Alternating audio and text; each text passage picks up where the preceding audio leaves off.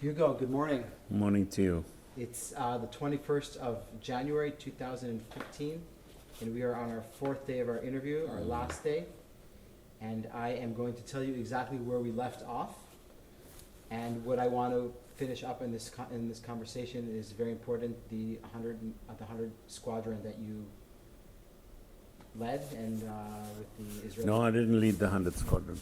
I was commander of a very small portion of it, the southern portion, Okay. for a very short time. For a very short time, but we're gonna get into that, and I'm Okay. gonna remind you exactly where we left off last time. Okay. Last time we spoke, you have not left Czechoslovakia yet, and you had gotten married. Yeah. You talked to me about, you told me about the wedding, and basically, in my recollection, it is November 30th. 1948 8. is when you got married. So if we can continue from that point on, you finished your course.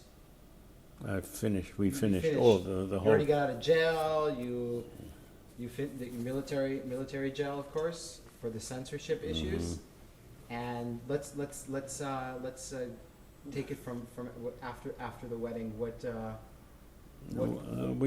We had a honeymoon, a very short honeymoon at Christmas time in the Tatra Mountains. We visited Prague, and Marta, my wife, my late wife, she was, as you know, she was with the Czech Brigade, with the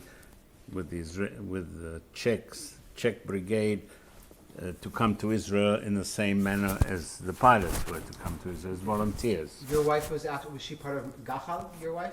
Well, let's say that at that time, or just after that time, they called it Gachal. At that time, it was the Czech Brigade, which was trained in a place called Velká Strelna. There were about 2,000 members there, of all the various military disciplines like tankists, parachutists, infantry, the whole lot. Okay, everything but Air Force.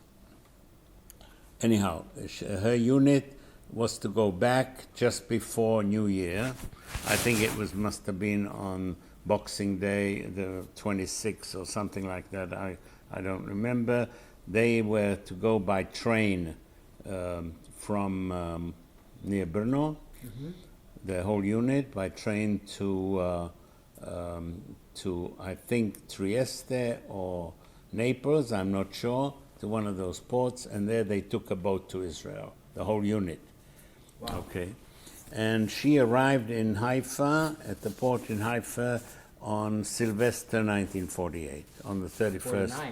49. On 48 of December 31st, 1948.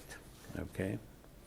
Sylvester is the last day of the year, Yeah. so we're talking about 48. And she joined her unit, and of course there's no telephones or anything like that. Right. So the next time I saw her or had contact with her, when I arrived by boat on, I think it was the 26th of February 1949, and she waited for me.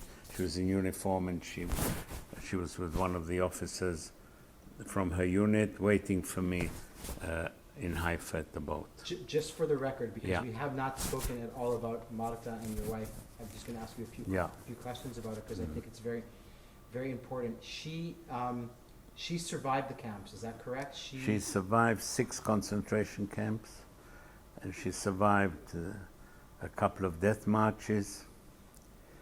And she was born in Velký Sebluš, which is in the Carpato-Ruthenian part of Czechoslovakia. They came back after the war, immediately after the war, but that portion of the country was taken up by the Soviets, and they didn't allow anybody to go out. She was very fortunate in one way, that her mother and her sister survived the camp with her. The whole time they were with her through the entire period, because her mother looked so young, so they never separated them. But her father and her brother perished in the Holocaust. I don't think we knew to the very end where. They came back to their home. Of course, their home was, the building was there, but everything, the Russians had taken practically every piece of wood or furniture out of it. So they re-established the home, and a year and a half later, most of the Czechs wanted to get back to Czechoslovakia, and of course her mother and her sister in the meantime married, and they decided they also wanted to go to Czechoslovakia, and the only way to get out was illegally, to cross the border with guides who would... So the part that they, the mountains, not the Carpatho-Ruthenian, the whole area is called Podkarpatska Rus, which was Czech. taken by Russia. By the Russians. Okay, it's a Supach. That's right. It was annexed by the Soviets. Annexed, yes, annexed against the will of everybody. It was an agreement made at Yalta, I believe, between Roosevelt, Churchill, and Stalin.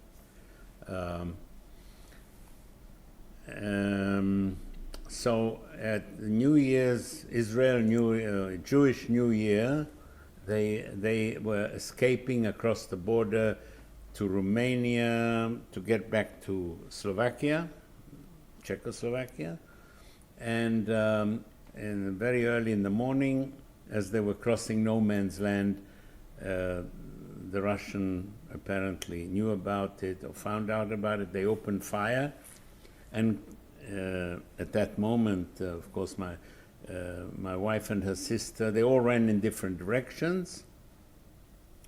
And to cut a long story short, only a couple of years later in Israel, she found out that the Russians had killed her mother, and with the shooting which took place on the border, although they ran in different directions, they got together in Romania, and took a few days, and they finally arrived back in Czechoslovakia, in Košice, where they settled down, and that's where her home was when I met her. And when she joined the Czech Brigade, which was kind of the same agreement that the Jewish agency had with the Czech Air Force, they had some kind of exactly the same. Exactly the same. Same organization. And what was she trained to do in the brigade? She was trained to be a tank trailer driver. Right.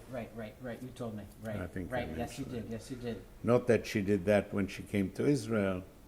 But that's what she was trained to do. Yes, okay. Exactly. So she comes before you to Israel. She arrives it's already 3 months. The state of Israel is already.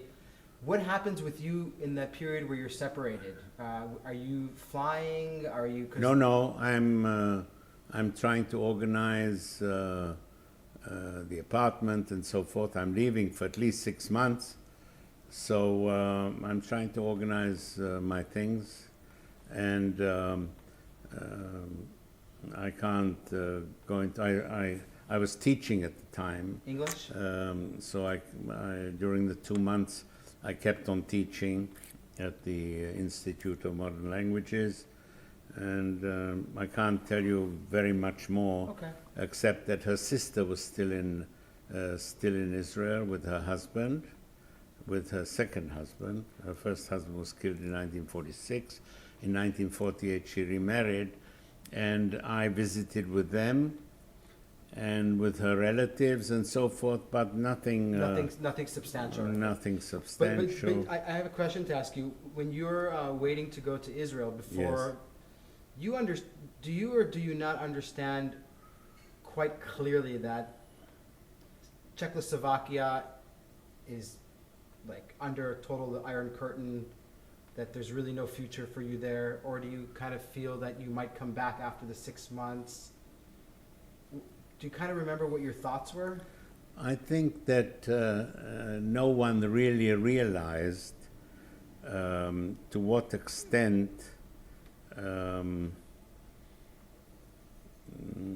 the situation was changing.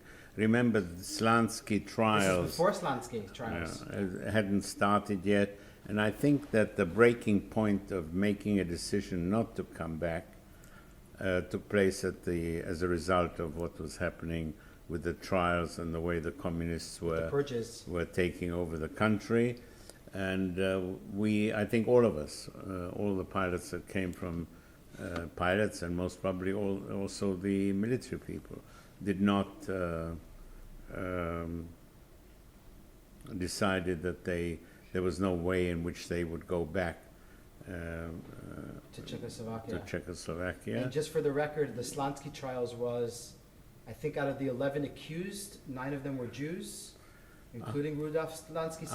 I've got the entire trial somewhere here, because a friend of mine was a newspaperman, and he sent me after the fall, or somehow it got out, the documentation got out to England, and I got it. So I have it somewhere in my library, but I can't, I don't remember any details except... But at the time that you're waiting in Czechoslovakia, yes, it's communist, but it's still not like bad as it will be in a few years to come. That's more or less the situation. We signed a commitment. It wasn't so simple, you know. All of us had our service ahead of us. In other words, this was sort of replacing the initial part of our service. And having been trained by the Czech Air Force as pilots, everybody expected us to go back and fly in the Air Force. Okay. The reason that most of us, except the last 3 of us, most probably all of them had already left for Israel at the end of the course in November or beginning of December, right? The 3 of us, we were left behind to take the last 3 Spitfires. Exactly. Remind me who the three are. It's you. It's Joe Alon, whose name was Joe Placek at that time, and Feder, who was a Slovak, who was already a pilot, a private pilot, had a private pilot license, Czechoslovak private pilot license before. We were chosen because we spoke English well, and for the trip and so on, and secondly, we were most probably the 3 of us at top of the class. You're left to go at the end, the 3 of you. Yes. And why is that? Because of? No, there were 3 more Spitfires to go. Okay, that's what I want to talk to you about, and that's for somebody who doesn't understand. And a Spitfire is a single engine fighter pilot, a fighter. Spitfire was built by the British in World War II. Very early, the aircraft was a development of a very well-known racing aircraft, and it was built during the war in quite a number of different marks, and it was a very successful fighter. Didn't have long range, but it was very maneuverable, one of the finest aircraft that were built and its competitor was the Messerschmitt 109 and the Fokker-Wurf. The Germans had these 2 aircraft really were the opponents of the Spitfire, which was a British, which followed the Hurricane, which was the major fighter during the Battle of Britain. Okay. I don't know how many Spitfires, but this is all historical information, very well documented. How many Hurricanes and Spitfires were available during the Battle of Britain? Not many. The interesting point was that the Battle of Britain took England by surprise in a way they weren't really ready for the number of bombers and so forth. So they wanted to establish a very fast training program for pilots, which is supposed to take something like between 6 to 9 months, as opposed to 2 years, which is a normal course.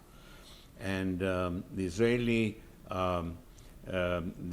Air Force, as at least one, the commander of the Israeli Air Force, Aaron Remes, was trained in a similar program.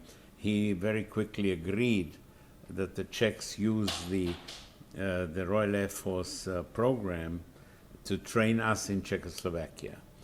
And the pilots that were already the volunteers that came from the United States, of Machal, and those who hadn't flown Spitfires learned to fly, or they were all pilots, fighter pilots from World War II, Sure. like Dan Turkovsky and Asa Weizmann and others.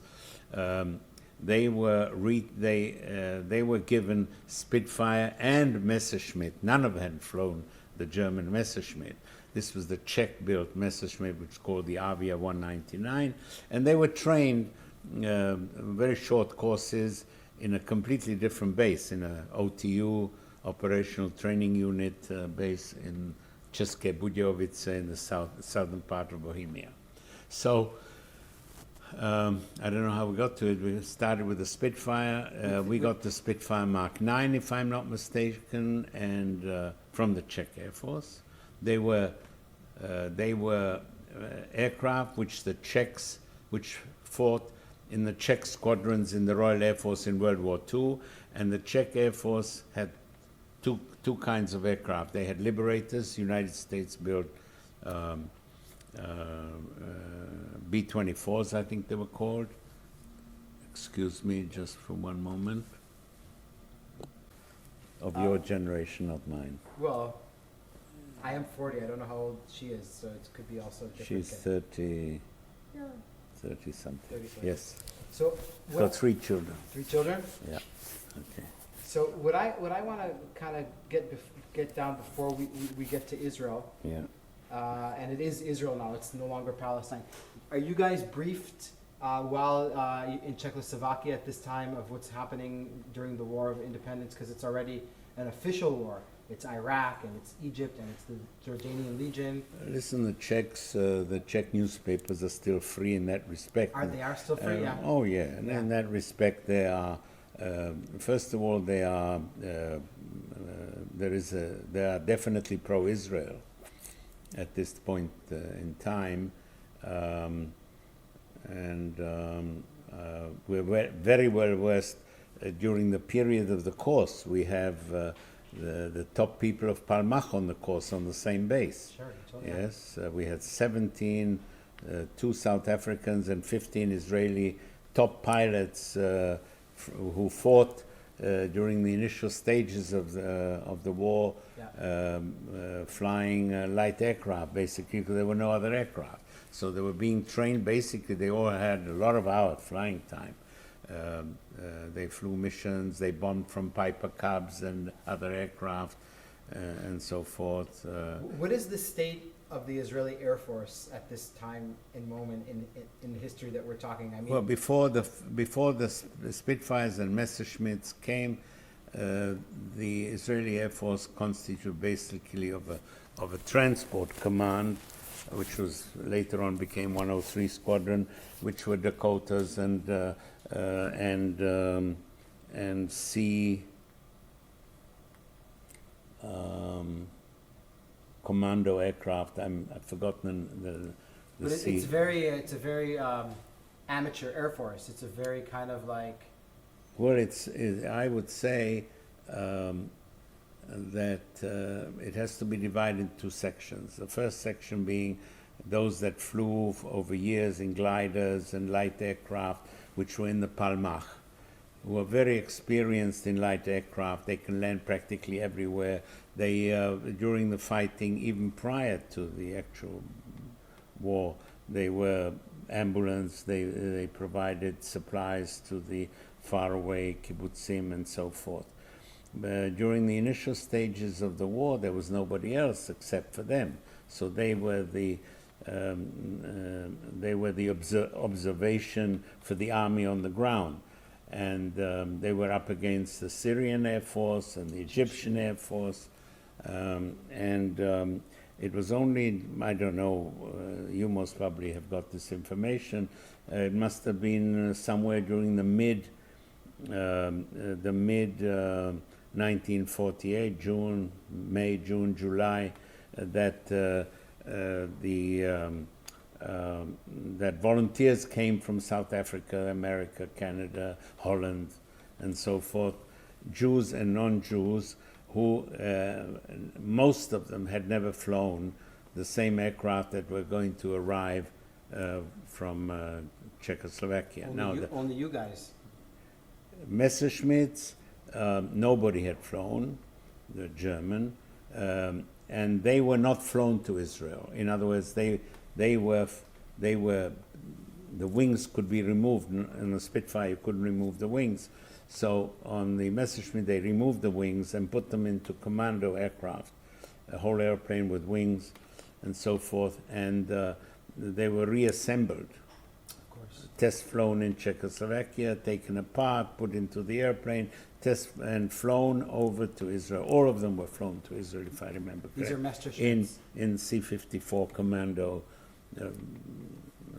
Curtis Wright. Do you remember this? You remember these being? I remember. Yeah. I flew the airplane myself later on when I was in the Israel Aircraft Industries. In fact, I took one back to the United States. But they were actually ferried over, in other words, transported by aircraft. The Spitfires were all flown to Israel by these Machal pilots, and Danny Shapira, who was a test pilot, one of the finest pilots still alive. He was 90 a few days ago, and he was together with one or two other Czech Israeli pilots and Machal pilots, flew these aircraft over to Israel, and they were immediately used within a day or so. I'm sure. Being used. In fact, the other day I was passing Ad Halom, which is just outside of Ashdod. It's a bridge outside which the Egyptian army had reached, and at that time they were told that they were not to expect any air attacks. So they were very open. There was no camouflage, nothing against air attacks. And all of a sudden, 4 Israeli aircraft arrive, and I think Nasser was there at the time, if I'm not mistaken, and he gave orders to go back to retreat because it was a complete surprise to them that World War II. Yes, we had these aircrafts. Yes, and apparently made a very effective raid on the front line. When do you get your orders to get out to leave Czechoslovakia and come to Israel? One day we were told that the aircraft were no longer going to be, that that the Czechs had imposed had decided not to deliver these last aircraft. The last 3 planes. Last 3 planes, and that we would be going back with the last group of the Czech brigade train, which was a special train, which instead of going by boat from Italy, would be going via Romania to Constanza, the port on the Dead Sea. Through the Black Sea. Yeah. An interesting thing, which historically very few people know about, was when we got to Constanza, we were approached into the train before we even disembarked. A representative of the Jewish community in Romania, you know this? No. Came to us and said, I have a dozen orphan babies, Jewish babies. A dozen? Babies. I don't know the number. 6, 10, 12, I don't know. And we cannot get them out only if you pilots take them out. We had a doctor in the same group in the cabin. We had a doctor who later became the chief physician or one of the physicians in the Air Force. Forgotten his name. And it was decided that we would empty our kit bags, these big white kit bags, and we would make holes in the kit bags, and this doctor would give them an injection to the babies, and we would carry them on our back onto the boat, which was right standing. The train was lined up with the boat, so it was about 100 yards to the boat. So we all got a kit bag with a baby, and we went one after another among us. There were other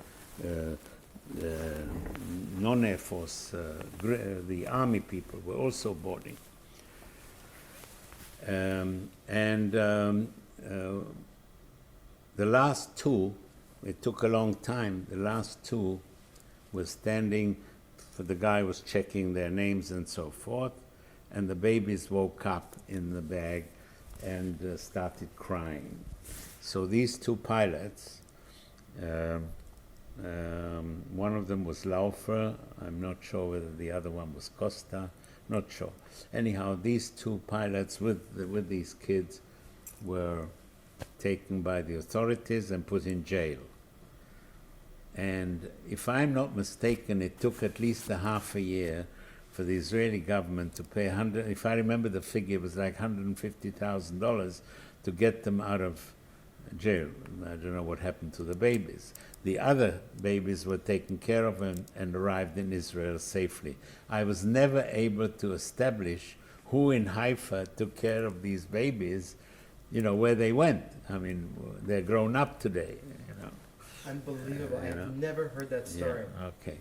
Anyhow. Wait a second, I just need to write that down for a second. That's okay. I think that if you get the book of Yehuda Manor. Yeah, I wrote it down. Okay, Yeah. Yehuda Manor. Does he talk about it in the book? I don't know. I don't know. Okay. Maybe he does. If he does, he has much more information than I have.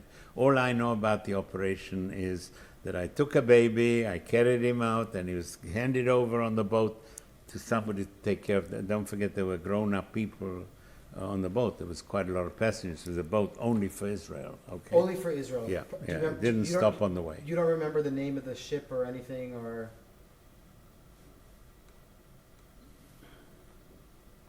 It left from Constanza. Transylvania, I think. Transylvania. I think. Okay. I think it was the Transylvania. I think. I'm not sure. Wow, that's a very intense, okay. intense story. Yes. It's, And anyhow, the point is that both of these pilots, if I'm not wrong with the names, one is Laufer, who never really got to flying. He was killed. He went because he didn't speak any English. So these people, the pilots who came from Czechoslovakia who didn't know English, had to wait until they spoke Hebrew or English well enough to start flying. Laufer went to a kibbutz somewhere which is also in the book, I'm sure, and he was electrocuted when driving a tractor with a water pipe hit the high tension wires. That was him. And Costa, if he was the other one, if I'm not mistaken, he was the other one, he was on the first rejuvenation course in the Air Force with me together. Was a very good fighter pilot, and his Spitfire caught fire over the base, and he bailed out and opened his parachute too quickly because he was relatively very low, and the parachute lines caught on the tail wheel of his airplane, and he crashed together, pulled into ground together with the airplane. That's how Costa died, as far as I remember. He's buried in Haifa, anyhow. Now tell me your journey to Israel. Anything significant that you want to tell me about this journey? Listen, I was very sick. You were sick? I was sick, seasick. Yeah. I was seasick. And I had one of the nurses two nurses looking after me on the boat. I was really sick. I was on board, not down below. They put me on board, and I felt terrible. I couldn't remember the trip back in 1939. I'd never been on a boat since, except a rowing boat.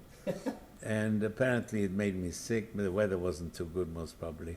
And I remember that that one of the nurses was a very, very pretty girl, and I sort of felt that there were other pretty girls in the world in addition to my wife. you know. But I was on the deck, and I was helpless. Helpless. And I was well enough to climb onto the mast of the boat when we were approaching Haifa. I know that we approached during the night, and we were taken off the boat early in the morning, and my wife was there with one of her officers. Do you remember the date that you arrived to Israel? I think it was the 26th of February, okay. 1949. Yes? My father's birthday. Yeah. Okay. But he was born in And I do remember that we were taken on a truck straight to Beit Lid, which was an ex-British army camp near Netanya. It's still there today. Part of it is Beit Lid. And we were put in, I think we must have all 20 or whatever other soldiers and Air Force people that were there. We were put into a barrack, the corrugated iron roof barracks, which the British left behind. And I had to sleep in this narrow bed of about 70 centimeters together with my wife till next morning. And I can only tell you that when I woke up in the morning, we both went out, and this, within about 100 yards, there was an orange grove. And I don't think that I ever ate so many oranges. I had a penknife, and I cut them in half and ate them the way, without peeling them. Sat under an orange tree. There couldn't have been a better arrival for anybody as first breakfast in Israel. That's it. We, the same day or the next day, I think the same day, we were taken to the headquarters in Jaffa of the Israeli Air Force. Exactly. Okay. That, if I'm not mistaken, was it in Jaffa or was it on Ayakon Street? No, Jaffa. Jaffa. Mate Ariel, it was called. Machane Ariel. I think that's what it was called. And we were lined up. By this time, the whole Czech course were assembled. Some of them were already in Machane Ariel. They slept and lived in Machane Ariel. We had arrived together. We were all put into a... Joe's with you, of course. Joe alone. Joe alone, yeah. Feder. The whole group was there. So there you're finally all reunited. But in Jaffa. And we're in Jaffa at Machane Ariel, and we're taken to the headquarter building, which is next door to Aaron Remez's building. I remember the building. I can't tell you the name of the street today. Had a number most probably, and down the stairs like this, like I have the stairs there. We are all lined up, the 20 of us, or how many there were, and down the stairs comes a colonel. Maybe he was a lieutenant colonel, who later became the administrator of the Israeli nuclear facilities. David Peleg. His name was Fliegelmann, a German name, Fliegelmann. He translated to Peleg, which is something to do with flying. Anyhow, he came down the stairs, spoke good English, and he said we were going to meet the deputy, the head of training command, Colonel Tolkovsky. And after he told us what was going to happen, we were going to be, some of us who spoke English would start flying. Were you also briefed on, because at this moment the war is starting to end. It's like towards the end of the War of Independence. Yeah. Mm-hmm. We were briefed that they were fighting towards Eilat, and there was fighting all over the place on various units, day and night and so forth. There wasn't any big operation except Eilat in process. Exactly, yes.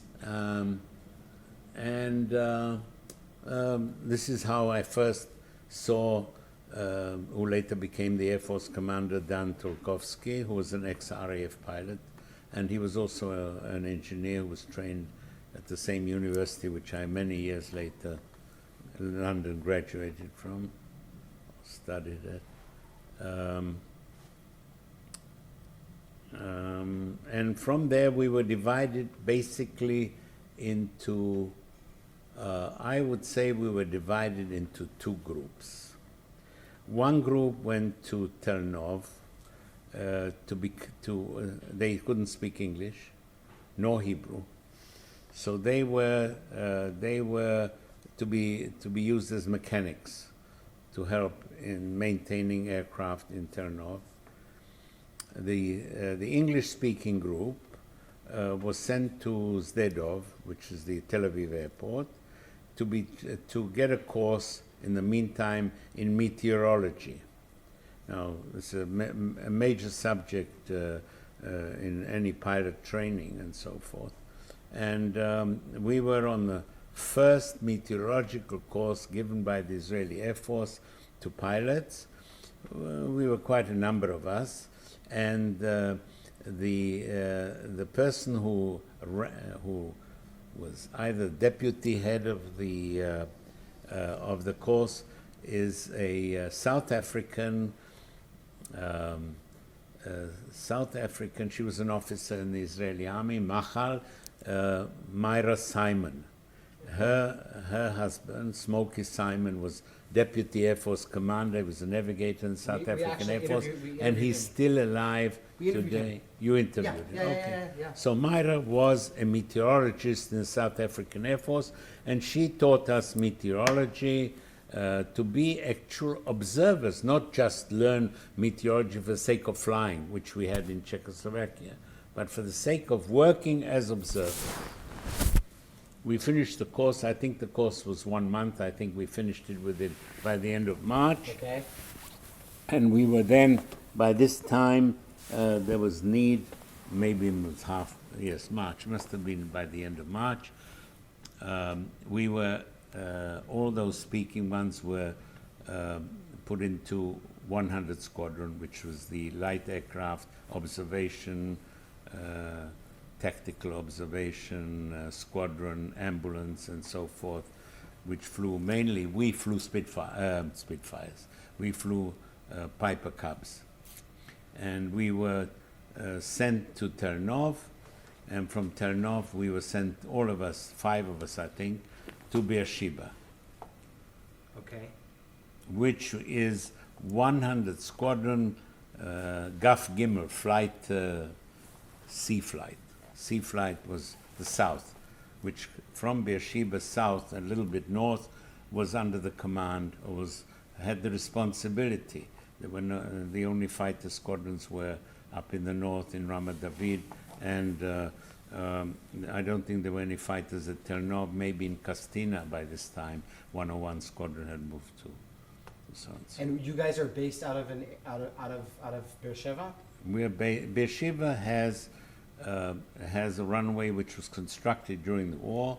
Runway. It was a sandstone leveled. Maybe it was like 600 yards or 800 yards long. Maybe it was not the British-built airport, which is just outside of Beersheba, which was also without runways, but it had shelters for aircraft, for Spitfire. It was for fighter aircraft. We were in town, and basically the headquarters were an ex-Arab school, very close to the center of the town.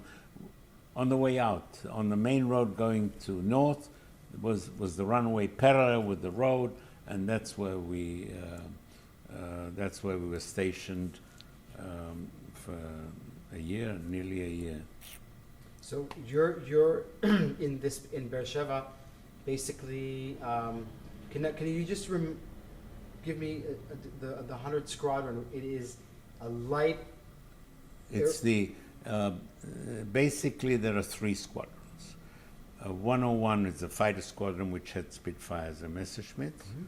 Mm-hmm. 103 Squadron was a transport squadron, which was responsible, and there was 69 Squadron, which had 3 B-17s, which were brought over. Al Schwimmer, who was then president of Bedek and Aviation Aircraft Industries, he organized the transfer through Czechoslovakia, and on their way they bombed Cairo, if you remember the story. Yeah. Anyhow, and the 3rd Squadron if I remember correctly, was 100 Squadron, which had Widgeons, twin-engine, amphibian aircraft, light aircraft, Rapids, which were twin-engine transport aircraft which could land on unprepared fields, grass fields, and so forth. And they had, I think, the largest number of aircraft were Piper Cubs. What are Piper Cups? I beg your pardon? What are Piper Cups? They're like Piper planes, like Pipers? They're high wing, similar to a Cessna, but they had a regular tailwheel undercarriage. They were the main reconnaissance aircraft of the U.S. Air Force, U.S. Army and Air Force. Air Corps. Air Corps, Yeah. Army Air Corps, and U.S. Air Corps in World War II. Now, basically the job of the 100 Squadron is, is it more reconnaissance, more... It's mainly reconnaissance. Mm-hmm.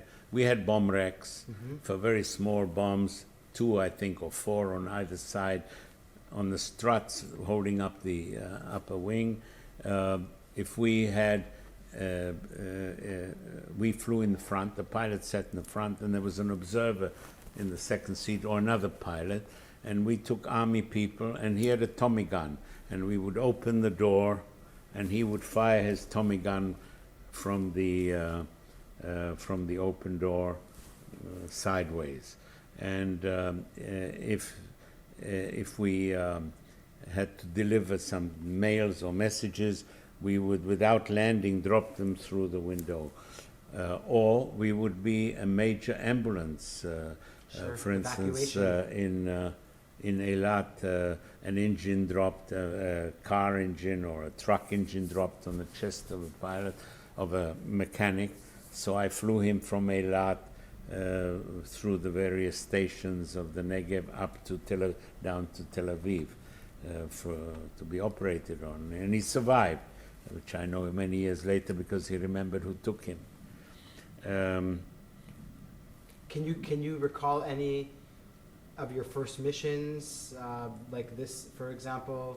Listen, we flew a reconnaissance with high-ranking officers who wanted to know the displacement. We crossed the border along the Jordanian border and the Egyptian border.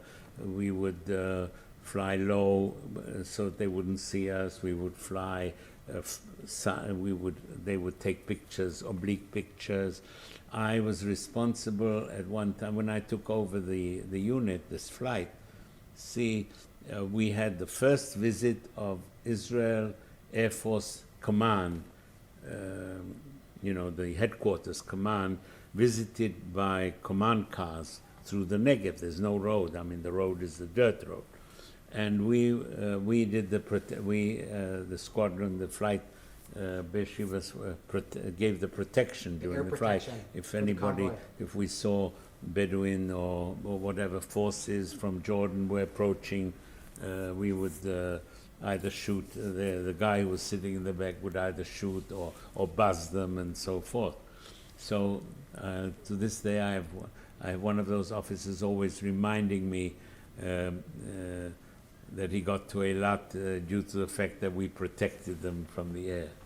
Then it was Rashrash, of course. Rashrash, that's right.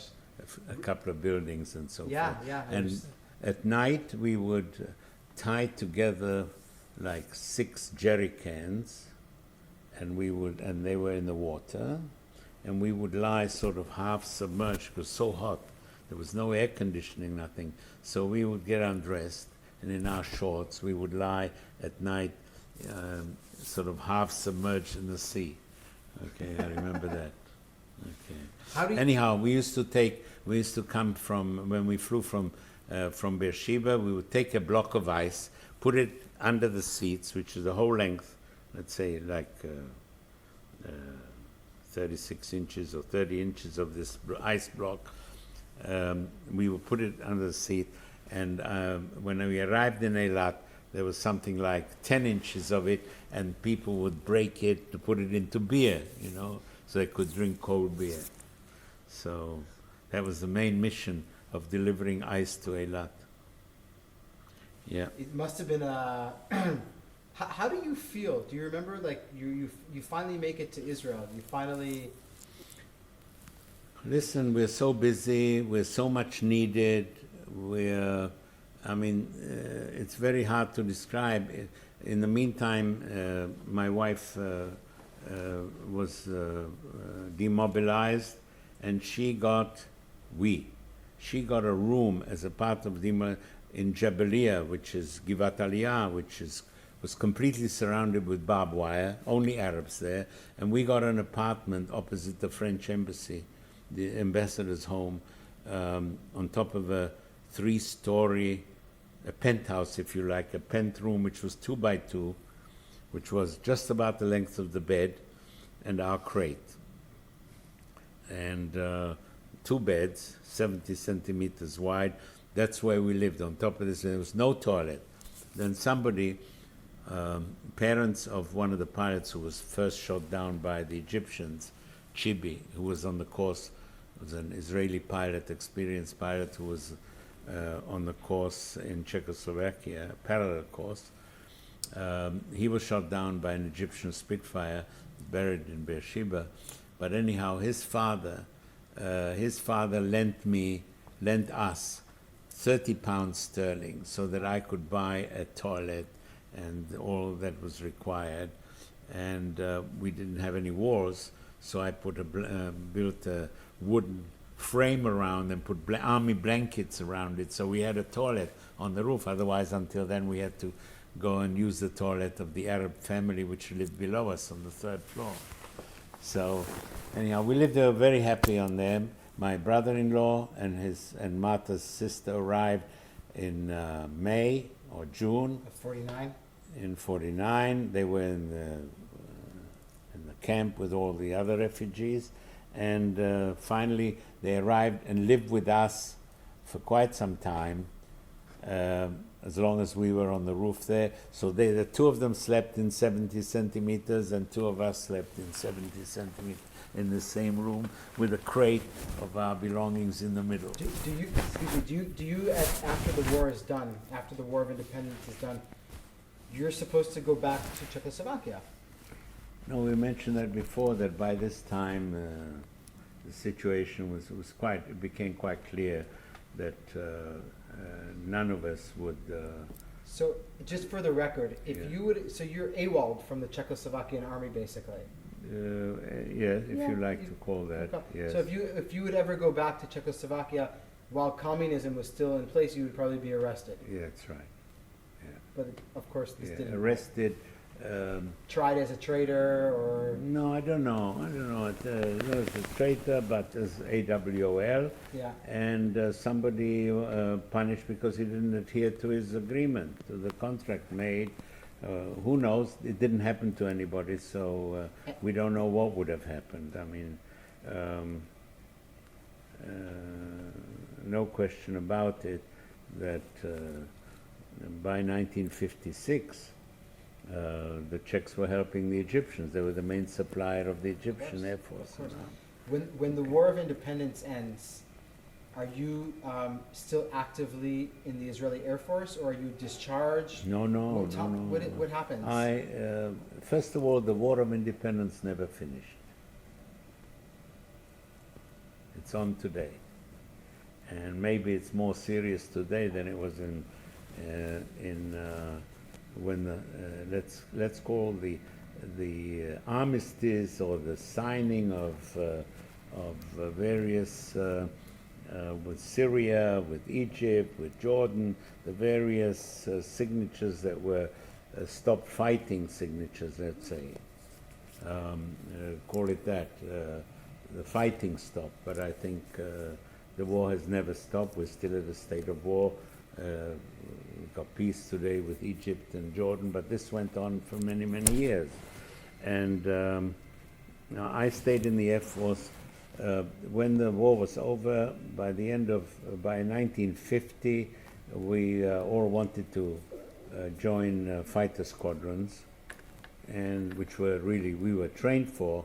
So it was arranged that the Air Force would arrange a refresher course. They called it they gave us an advanced flying course. Instead of starting from the beginning, we had all around 500 hours, which is about the number of hours that a fighter pilot in the RAF had at the end of World War II, which is like divide 500 hours by 45 minutes and you'll get 700 missions or whatever. So so we were. Do you do this course? course? They opened up a flying school. We were the first course, the first to fly at this so-and-so, and of course we were now, the Israeli Air Force bought from America, from Sweden, if I'm not mistaken, Harvards, which are 86 North American built, the company, North American fighter pilot training aircraft, the Harvard. It was called the AT-6, A with an A like Alpha, T6. And this was the aircraft for advanced flying training, and the elementary flying school was on Boeing PT-17s. Okay, they were biplane, very good trainer aircraft, biplane tandem. Where is this course? Where is this course? At Kfar Sirkin, which is near Petah Tikva, which is an ex-RAF fighter base, north of what today is Ben Gurion or Lodev. This was the first school. We opened it up. We finished the course because by this time we had 600 hours. 1, 2, 3 of us, or 4 of us, remained as instructors for the next pilot's course, which was already which whilst we were on this course, the second pilot's course was doing elementary flying training. Among them was what later became the future Air Force commander, Benny Pellet. So he was on course number 2. And I was his instructor. Whilst I was on advanced training, he was on elementary flying. We finished, and I was sent. We finished. We went straight to an instructor's course. 4 of us, I believe. All the rest, 18 of them, went to Spitfires, to 101 Squadron, and we stayed on for an instructor's course. George Lichter was the instructor's course commander, who was an ex-U.S. Air Force, who wrote the book. There's a book about him also, about all his experiences in Israel. And on completion of that course, I think we taught the course number 2.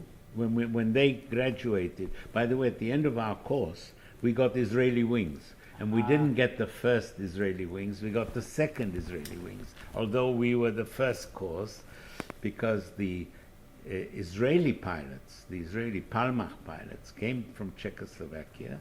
The guys who were with you in the course? In Olomouc, who started 2 months after we started.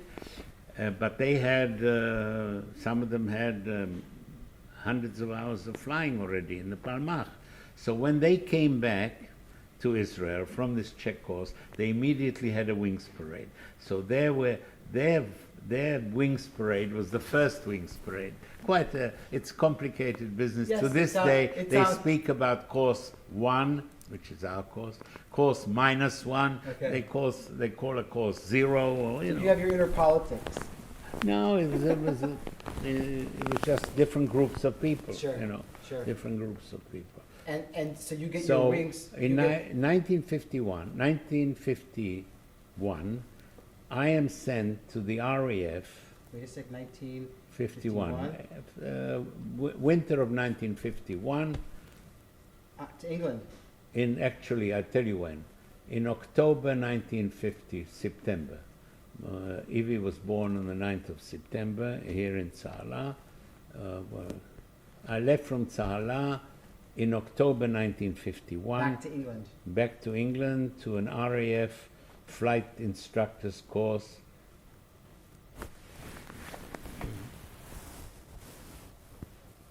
There's a picture somewhere. Course number 125 of the RAF, together with an Israeli pilot.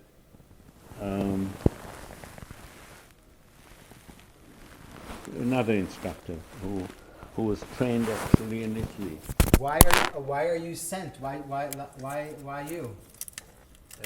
We were the best instructors were chosen to receive what was considered at that time the world's best Air Force training. Yeah, sure. The RAF had And most experience. And this is it's interesting how your fate and your destiny is playing throughout your life. Yes, Because 8 years before that you're yes. a teenager in high school there, and you want to be a British a pilot in the British Army. Well, we're being trained. By the way, on the same course, on this course, In England? there were in England, in Little Rissington, there were 4 Pakistanis from the Air Force. They were all experienced instructors, sort of advanced instructors training. That's what it was all about. There was a Syrian. There were 2 Saudi Arabians who were related to the king, and there was a Jordanian, who, by the way, I saved one of the Saudi Arabians during a flight. He prevented it. He flew with me, and he nearly crashed. He was in a Meteor fighter, twin-engine fighter, Gloucester Meteor, a Mark 7 at night, and he nearly rolled the aircraft. He got vertigo, and he really rolled the aircraft into the ground. And I recovered and brought him back, and then he said to me, when we were alone, he said to me, "One day you'll get caught in Saudi Arabia. I owe you 1 life." That was what he said. I have his picture somewhere. Anyhow. How long do you go with your wife to this course, or you not alone? No, that's the whole point. She's pregnant. Evie was born already. She was born on the 9th of September. I left about the 9th of October, nearly on her birthday, and I'm away for 11 months, which is terrible. I shall never forget. I'm sure your wife was very happy. Well, it was very difficult. There were no shops here. There was a military supplies, Tsena, transportation. Only those had army vehicles. They were all army people or Ministry of Defense. This was 10 kilometers from Tel Aviv, far away from everywhere. It was very difficult. Most probably the most difficult time in her life, but she was happy because after concentration camp, everything was like heaven. Unbelievable. Tell me anything.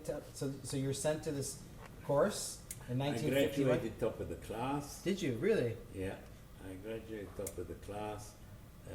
We all participated in. At the end of the class was the Clarkson Trophy, which is a aerobatic competition, which I participated in as well. And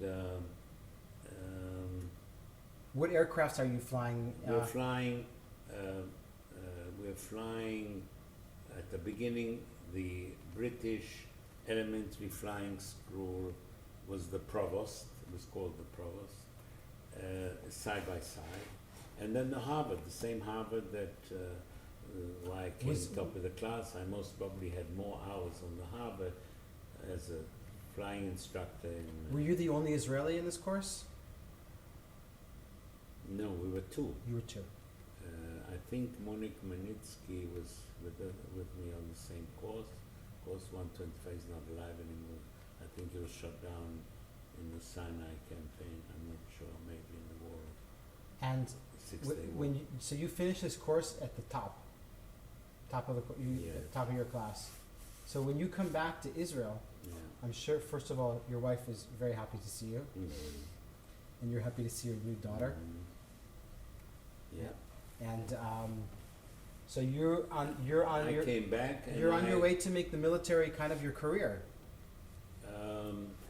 At least. No, I never. I still intend to go into engineering. I didn't know where and so forth.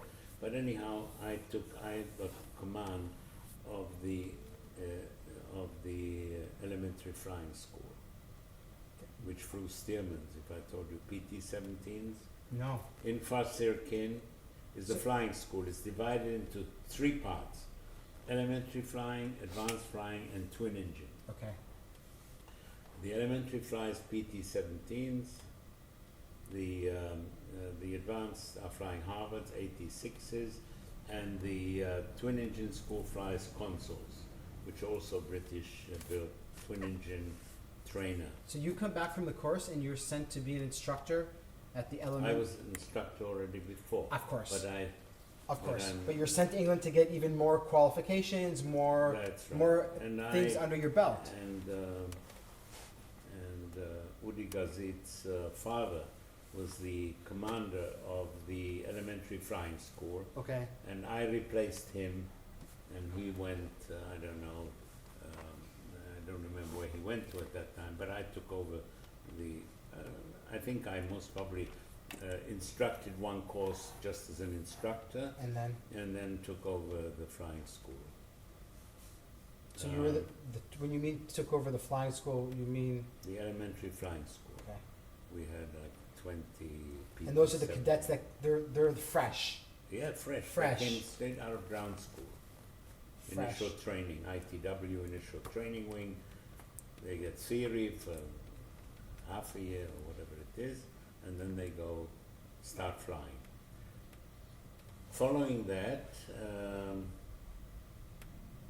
I instructed for a certain time in the instructors flying course. In other words, by this time we had already a new instructors flying course, so I instructed instructors. Some of them are still alive today. And then I was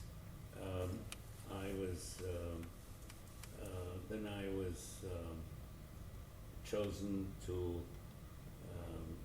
because of my background, theory, blah, blah, blah, and so forth, I was chosen to establish the first night fighter squadron in the Israeli Air Force on Mosquito, on de Havilland Mosquito aircraft.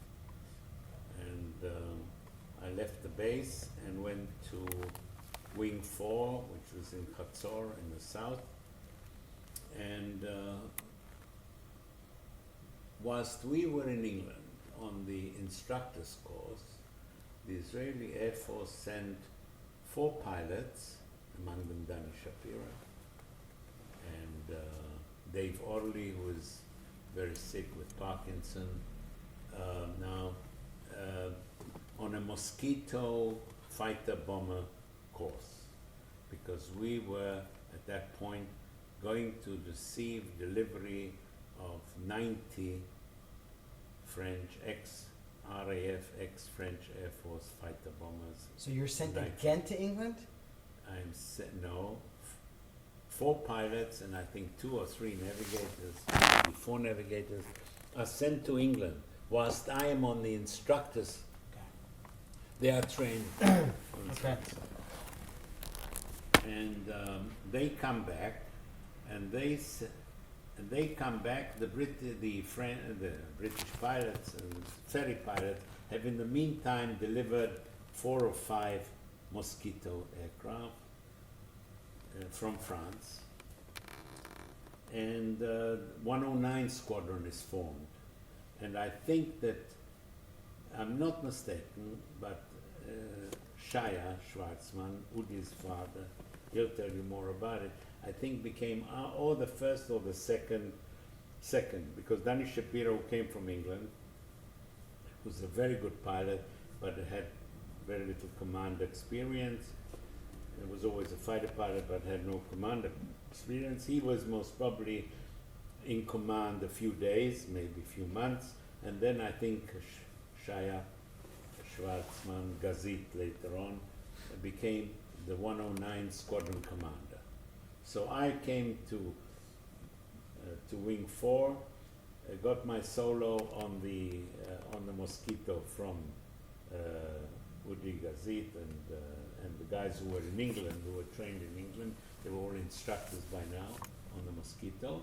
And within a few weeks, I set up this new squadron, which was the first squadron in the Israeli Air Force to have a building, a squadron building built specially for it. All the other squadrons, 101, all the squadrons were always billeted in ex-RAF old buildings. This was the first squadron to design as a squadron building. There are pictures. And it is located also? I beg your pardon? Where is it located? In the south, near, it's not far from Ashdod. It's Chatzor, near the kibbutz. Yeah, Chatzor. yeah, it's still there, Yes, it's one of the major bases. Yeah. I was there last week. Yes. Okay. And where? Anyhow, let me continue Please. because I lose the Yes. sense of. We established a squadron which received the Mark 30 Mosquito, which was a night fighter, but the British wouldn't allow us to use their radar, which was the most advanced radar at that time for night fighters.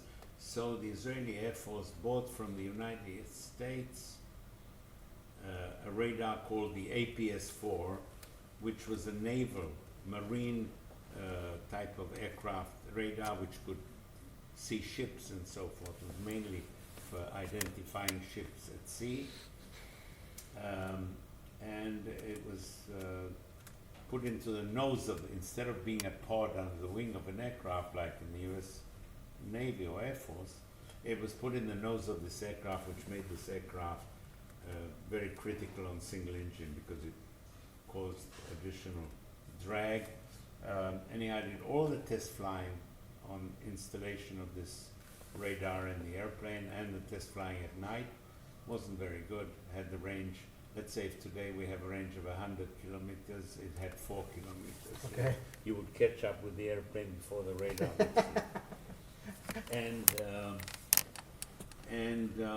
So they decided, apart from night flying, which we were teaching pilots, experienced pilots, that we would become the Mosquito. We knew now by this time that we would have like at least 4 or 5 Mosquito squadrons.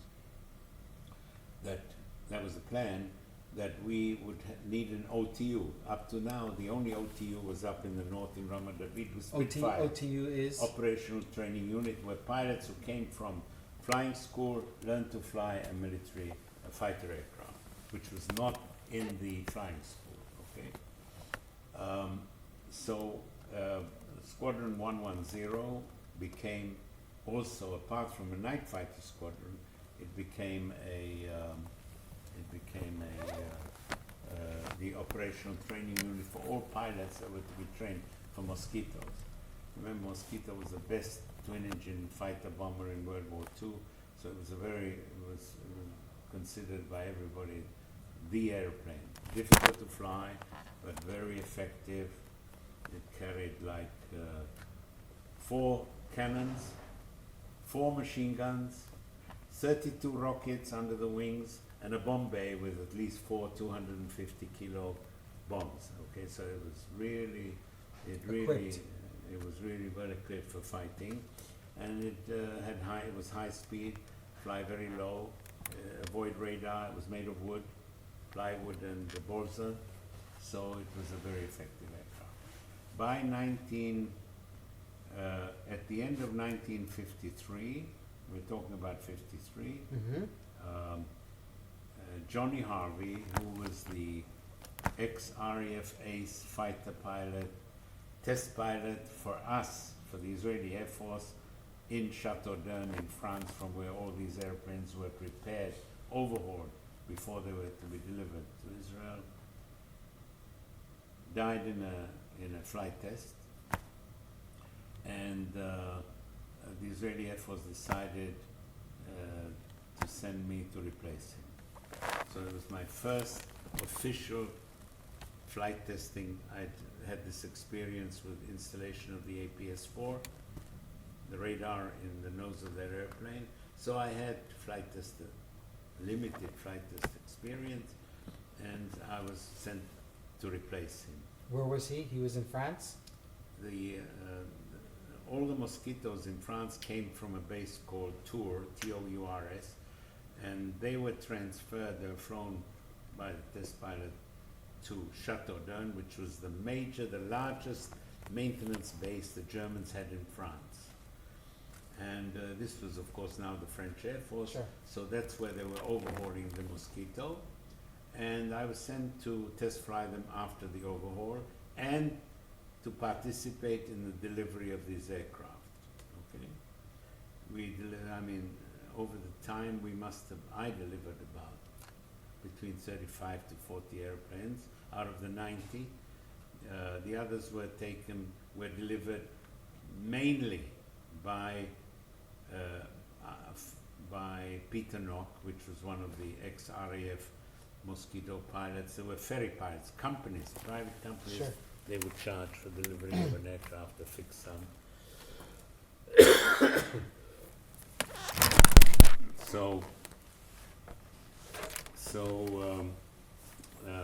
I was again away from home. How long? I came home. How long this time? Most probably till the end of 1954. I never came back to the squadron anymore. It was suggested that I sign up for another period. Vadim Tolkovsky came to the house to convince my wife to stay in the Air Force, that I would be a potential Air Force commander one day, and she couldn't convince me anyhow, because I wanted to go and study. Now, a big compliment, which made all the difference in my life, was that the same Air Force commander, Dan Tolkovsky, when I left the Air Force against his will, he contacted a Jewish millionaire in London by the name of Gestetner, who made the printing machines, and to give me a scholarship to London University. Wow. So this and you didn't know this at the time? Well, he knew I wanted to study. Yeah, but he didn't tell you that he's going to do this. No. He told me when he'd arranged it. Yeah. So, so in 1954 I left the Air Force. Okay. And went to work for the Ministry of Defense as their chief test pilot, civilian. And where was I sent to? To Bedek, where Al Schwimmer had just established Israel Aircraft Industries, which was called Bedek Aircraft at the beginning. So I was the Ministry of Defense, the company belonged to the Ministry of Defense. Up to that time, most of the test flying at Bedek was done by Machal pilot, all kinds of El Al pilots and so forth. When they repaired an El Al airplane, El Al pilot. And at that point, Israel signs an agreement, sells 30 Spitfires to Burma of the Czech. The Israeli Air Force got Italian Spitfires in that period. Whilst the Mosquitoes were arriving, the squadrons were supplied with Spitfires from Italy. And at that point, Ben Gurion and the president of Burma, they signed an agreement, 30 Spitfires for ships of rice. This was the deal. And I was put in charge of preparing 30 Spitfires for a longer flight than they had flown from Czechoslovakia to Israel, but the same problem existed. Test fly them, check out the pilots who would ferry them across Arab countries. Shalom Rachel. and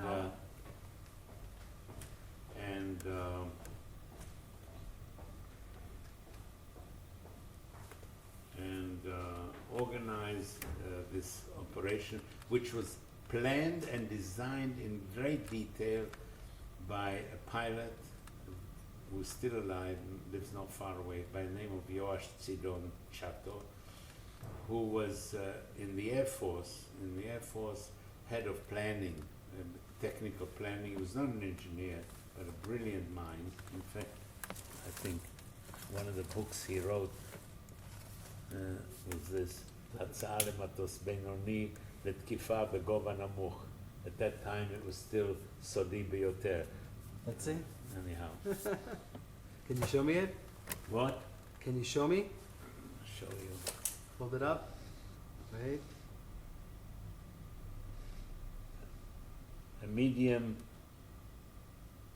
medium aircraft for attacking at low level. Yeah. which was basically the future of Sure, most of, sure. at that time under So, radar. so you oversaw this whole deal? Kind no, of. I oversaw. Yes. Yeah. He planned it. Yeah, yeah. He planned it, And you executed I became it. responsible Yeah. for training the pilots or checking out the pilot. Training isn't the right. So we gave Burma 30 airplanes, and they gave us.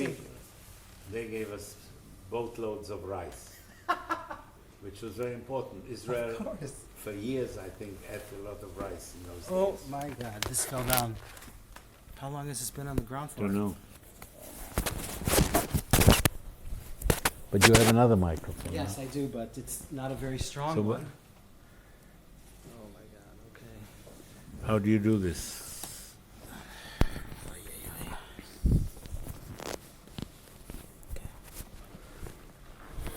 Okay, so, so you're overseeing this whole. So I'm responsible. It's my job in the Ministry of Defense to test fly the airplanes after they're prepared at Bedek. To test fly their the economy. You know, they have extra fuel tanks. Everything heavy is removed. Guns are removed to make them as light as possible, so increase their range. And check out the pilots who were brought over, who could either be British or American, because they had to land in Iraq And this is all on the way. civilians, all civilian. All civilian, Yeah. all civilian. As a civilian, we employ Jackie Morgridge, who was in the ATA during World War II, flying B-17s from the US manufacturers to England. She had never flown a fighter aircraft, and I used the Harvard to give her some idea, but she was brilliant. She actually, we were constructing the first hangar, and the walls were up, and the roof was on. There were no doors. And on her first solo flight in the Spitfire, she ran off the runway because she forgot that the brakes are on the hand and not on the foot pedals like in American aircraft. But she didn't damage the aircraft, got into another airplane, and on her first flight with the airplane, she buzzed and flew through the hangar. She threw through the wow. Yeah, she was something. Anyhow, she was one of the pilots that actually, I would call it in a way, landed in Bandar Abbas, which was the Iranian jail for life prisoners on the Persian Gulf. And she landed early in the morning, and the field was muddy, and she broke her prop during the landing because she stood on her nose. So it took, so another one of the ferry pilots, Gordon Levitt, stayed with her, landed his airplane when the runway was drier, succeeded in landing, and then we had to organize from Bedek to send somebody, an American, who would go, and we made a number of attempts to get a new prop out there.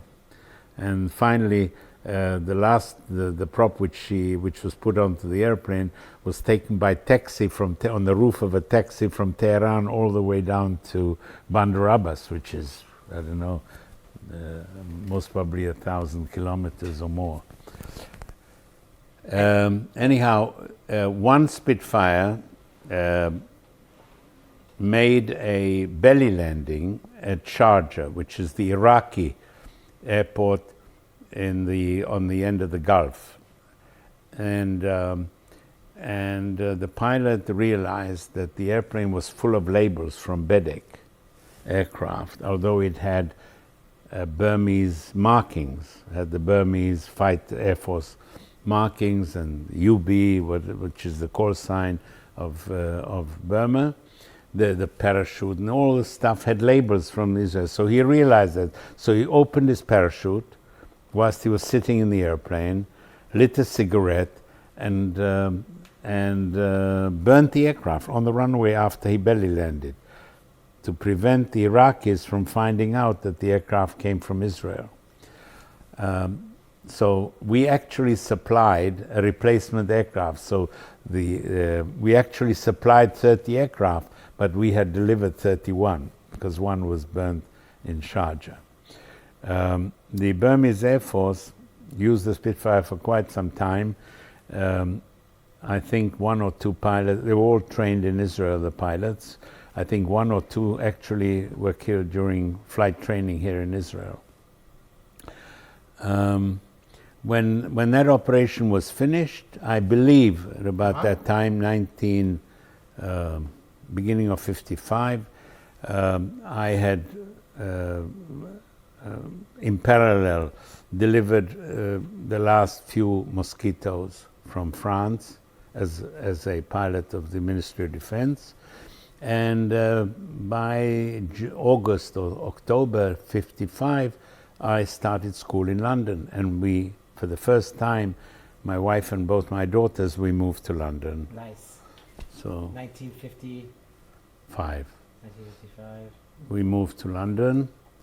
I was working as I eventually became head of the Israel Defense Mission, Air Force Mission in London. While you're studying, that's what you're working. Yes, I'm what studying. Are you studying? Mechanical engineering? Aeronautical engineering. I studied mechanical engineering in Czechoslovakia. I took up aeronautical engineering, and I'm also undergoing in parallel studies for the Royal Aeronautical Society Fellowship, Associate Fellowship, which is the highest rating of aeronautical engineers in England. I qualified on that, and I am, because at the beginning I'm not being paid enough to keep a wife and 2 children there, and my studies are covered, cost of my studies are covered. I do a lot of test flying for de Havillands and delivery of aircraft as a civilian, being paid by the British company. A freelancer. Yes, that is, yes. Paid by the British company that sold the airplanes. And you're also working for the Israeli Ministry of Defense? Yes, I'm working as a local employee for about, out of the 5 years, we were there till 1950. 55, 56, 57, 58. Winter of 58. By this time, I was head of the Air Force mission, and in England, yes, in England, and I am requested. Israeli aircraft industry have decided to build a fighter aircraft in Israel. So I and Dani Shapira, part of the Air Force, I'm part of the Air Force. I, as a civilian, by this time I finished schooling. When do you finish your school? In 58. 58? 58, end of 58. And I'm sent to the test pilots course in France, in Bretigny, together with Dani Shapira. He is the Air Force first test pilot to be trained, and I'm the first civilian for the Israeli aircraft industries to set up a flight test center. I do the flight test course. I was top of the class. And usually top of the class were French Air Force and so forth people, so they got as the first prize was a sword, a Napoleonic sword. So they couldn't give a civilian a Napoleonic sword, so they gave me a watch, a special watch, Air Force with an inscription. I don't know, I think the kids took it. And I go back to Israel and set up the flight test center, and we build there's a whole story about how we chose our fighter trainer, the Hugo Magister, and of course we built it. I flew the first airplane that was built in Israel, which was different to the ones built in France, similar to the ones built in Germany and Norway, I believe, was the other country. And I stayed with Israel Aircraft Industries, flew, by this time I'd flown over 140 different types of aircraft, sent all over the world, a lot of ferrying, done a hell of a lot of hours. By this time, something around about... Any interesting insights about a country that Israel worked with, some kind of story that nobody really knows about, or something that you recall from these days that was a very a lot of moment for you?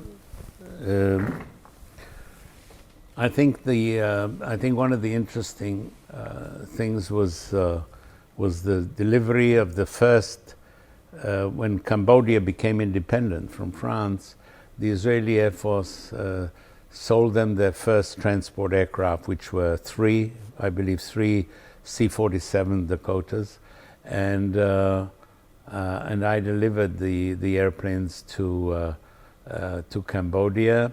And when we arrived on the first flight, first aircraft, which is quite a mission to fly via Turkey, Iran, crossing Pakistan without landing in India, in Bombay or Jodhpur, wherever, crossing the whole of India, across Burma, from Burma, Thailand, and finally in Cambodia. A very long flight, very high altitude, had oxygen and so forth, and usually only two pilots and a representative of the Cambodian Air Force.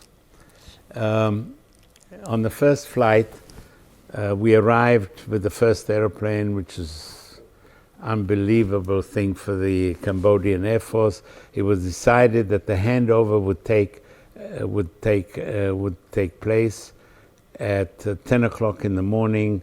The Cambodian Air Force commander would receive the airplane at the airbase, and so the whole Air Force, which was most probably like 200 or 300 people, are at this airport, which was built by the French prior to that.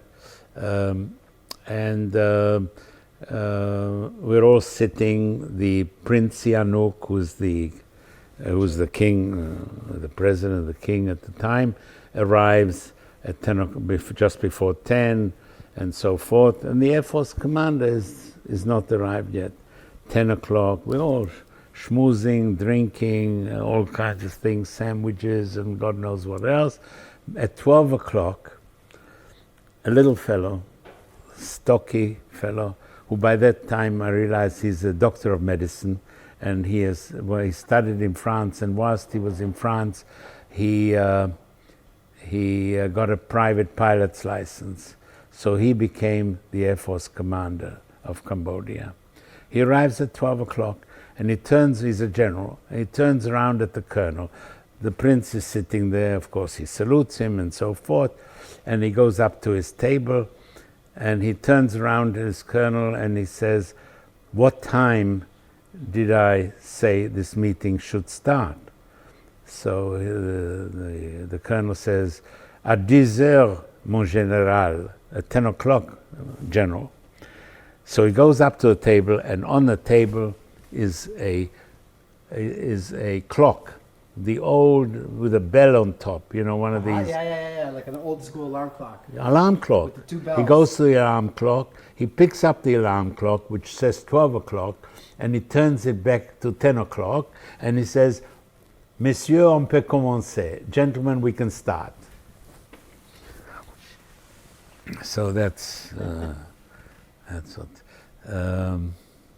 We took delivery of Australian aircraft, and I ferried them all the way from Australia, and we had quite a lot of experiences in Australia. I think the most interesting one is, in order to fly to Israel, we had to fly to Darwin, which is the northern part of Australia, and from Darwin we had to fly to Saigon, because all the islands in between, except for the island of,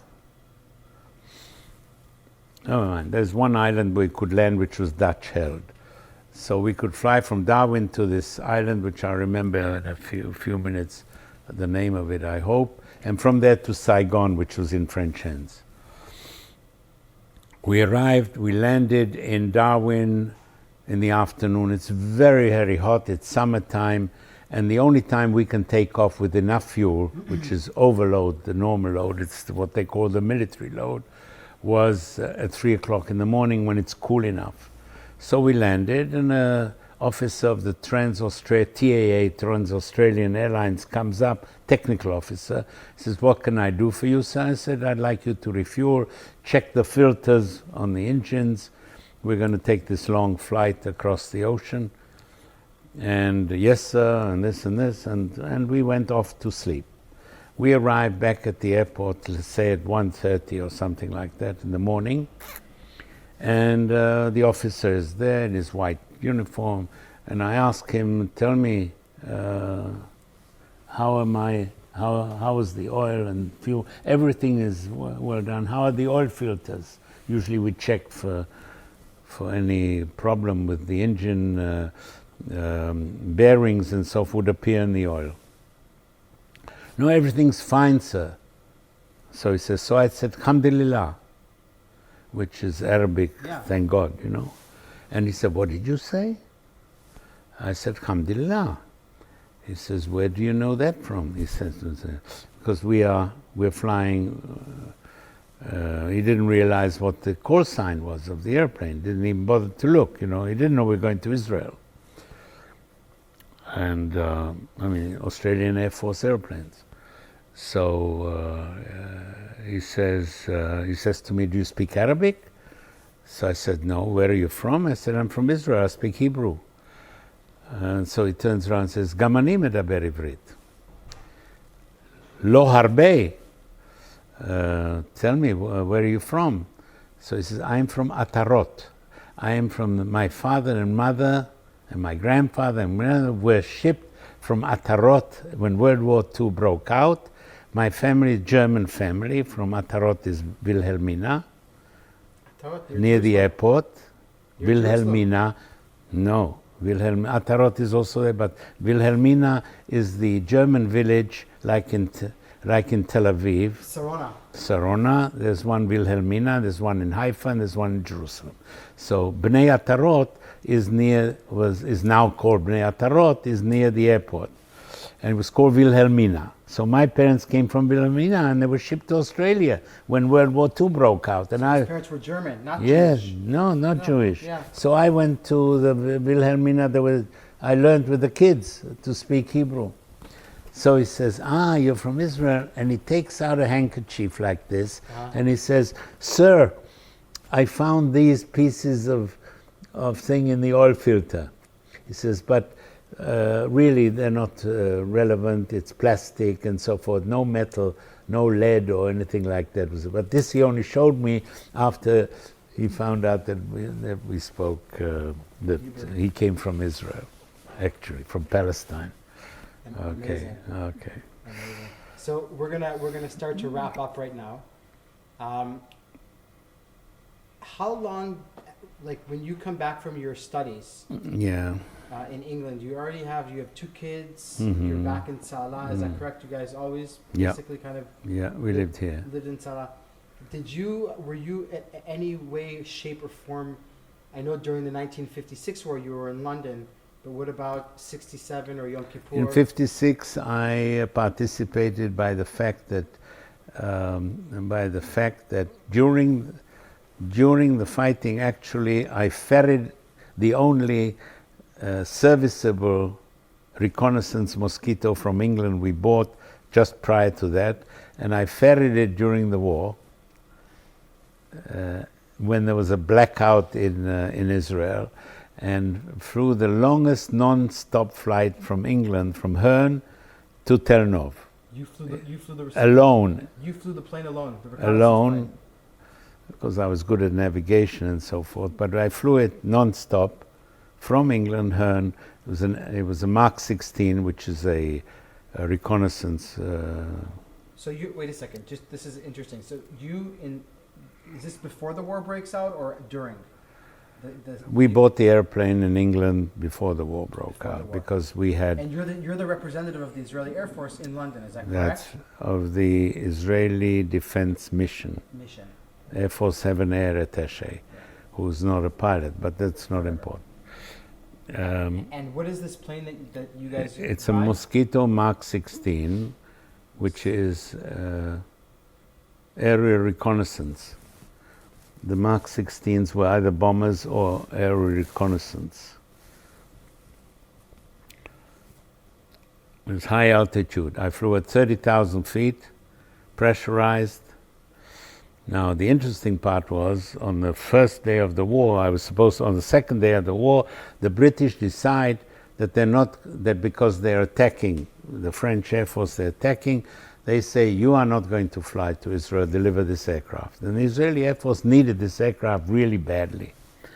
So I'm at Herne, the aircraft's ready for test flight. I go up on the test flight and the right engine catches fire. And I succeed from all theoretical things to land the aircraft. The fire was caused by the exhaust pipes on the internal size breaking, was split from either high power or whatever, corroded maybe, although the aircraft didn't have very many hours. And I succeed in landing it before anything else catches fire. Within a minute and a half I was on the ground, or even perhaps 3 minutes. And they put out the fire, and overnight they repair the airplane, and next day, without permission, I leave for Israel, non-stop. And I'm arriving in Israel at the time that the Jordanians are shelling Tel Aviv. So the Jordanians? 56. Yeah, but it was the Egyptians that were... I think the Jordanians are firing at Tel Aviv. Okay. There's an air raid. I don't know what it is. So the lights are out. And I am running out of fuel. I got drop tanks and so forth. Anyhow, they finally light goosenecks on runway 09, which is the shortest runway at Tel Aviv. I land and make a very heavy landing. The glass connections to the drop tanks, on both drop tanks, break. That's the only damage. Next day, most probably at lunchtime or in the afternoon, the airplane already is in action. Is already so and so. And on the third day, the pilot who lands it after a mission one of the gears collapses and so forth. So it flew so many missions, that was all. The pilot isn't alive anymore. Zevik Tiversky crash landed it on landing. It was a very difficult airplane to land. Anyhow, so that's my participation in 56. By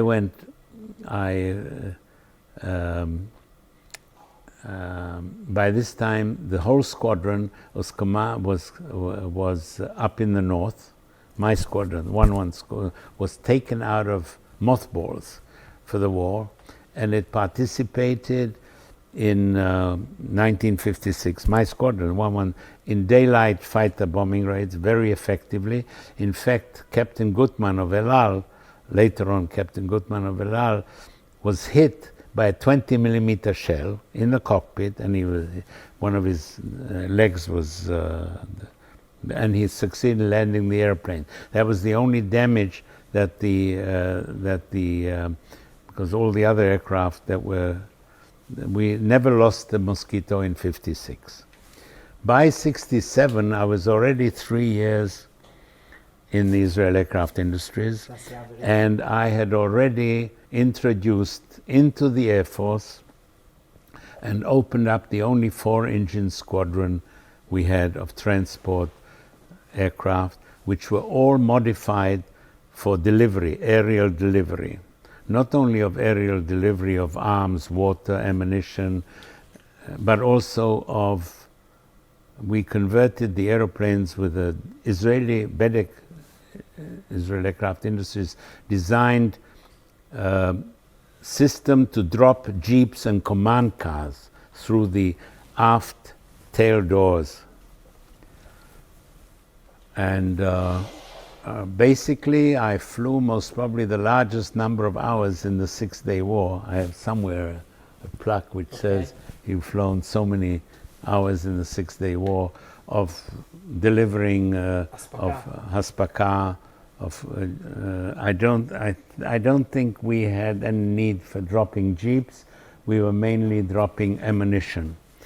At the beginning, on both fronts, on all fronts, or mostly in the Sinai, or? I'm speaking about Sinai. Sinai, yeah. But prior to the war, the squadron was flying to Europe, to England and Holland. We picked up radars in Holland, shells for Centurion tanks in Great Britain. So we were flying something like 15 hours a day, per day, every day, okay? That's in addition on the ground, preparing the flights from England and Holland to Israel, the squadron. Sure. We had, I think, 5 airplanes, and I was in the air most of the time. So then the dropping during the war. And then I was busy at Israel Aircraft Industries as I flew for, when the squadron was established, I left Israel Aircraft in 1964 to establish this company, which is now 50 years old. And I flew Miluim all this time, at least once or twice a week. I did I got my first contract was from the Israel Aircraft Industries, my company got to finish the flight testing on the Stratocruisers, on the conversions to the dropping systems and all that. We actually converted an aircraft to carry a tank, which was the first time a tank had been carried. The company that you formed in 1964, when you left the Tasiya Avirit, how would you say the Tasiya Avirit in English? The Israeli Israel Aircraft Industries. Industry. At that time, now it's called aerospace. Aerospace. Okay. So you left in 64. In 64, and you opened up a company that basically. First of all, it's the position in the world at that time was that architects designed terminal buildings, civil engineers built roads, built runways, electrical engineers did runway lighting, mechanical engineers did the luggage movement systems, and the whole business of designing an airport was split into many companies. And there was a project manager, whoever it was, who sort of combined them together. I felt there was room for a company which would do everything under one roof. From master planning, site selection, would have architectural capabilities for all the buildings, whether they were for radio aids or terminals or hangars or whatever. It would have specialists for runway design, for all the question of drainage, etc., who would have specialists in radio aids, navigation aids, and so forth. Everything that was required for plus performance, aircraft performance, and so forth. So we established basically 3 divisions. Under one umbrella. Under one umbrella, which is called Hugo Marom Aviation Consultants, which was the company that did no design but did the consulting. For instance, if Moshe Dayan decided he wanted the Ministry of Agriculture to have their own agricultural aircraft delivery to take Israeli produce, agricultural produce abroad, he wanted a study made whether El Al should or a separate company should be established for this purpose. He was the first to do this. And as a result of that, a CAL was formed, which Moti Hod was the first president of, which was delivery, only cargo, Yeah. and so forth. Used 747s and so forth. Federman decided that he wanted to go into with Agrexco into a joint company. You know, today they own Elbit and so forth. Then there was a company, I forgot the name of it, which was manufacturing silk stockings and underwear and so forth, and they had to get the yarn from France, the nylon and so forth, and they would be dependent on shipping, boats arriving and so forth. So he decided that it was worthwhile for him to have a couple of transport airplanes so that he would not be dependent on sea. And this was this the brainchild of you, this company? Was it? Yes, it was my idea. In fact, Asa Weizmann was the Air Force commander. So this was one function. Then a subsidiary was airport engineering, which had in its team all the facilities to design an airport from A to Z. Design, not to construct, but to supervise the construction. Okay. Yeah. Then there was Aerospace Design, which was a company which was established to copy engineer parts. Let's say during the Mirage period, when the French had an embargo, we designed most of the parts for the Mirage, for spare parts, which had to be built in Israel, Okay. because they didn't deliver them to us, and so forth. So this was. These were the basic 3 companies. The 4th company was International, which designed the future airport for Palmdale in California, which was to be the largest ever designed airport prior to the Olympic Games. We designed it on paper. My brother, who was in the United States at that time working for Lytton, ran that section, which was really a post office for our company. We did all the design in Israel, and we designed, I think, the first ever nuclear protected against nuclear attack, which could function post-nuclear attack to evacuate the Los Angeles area. That was the terms of reference. I have them downstairs somewhere. Very interesting. It was underground. The entire, I don't know, 50 transport aircraft in a.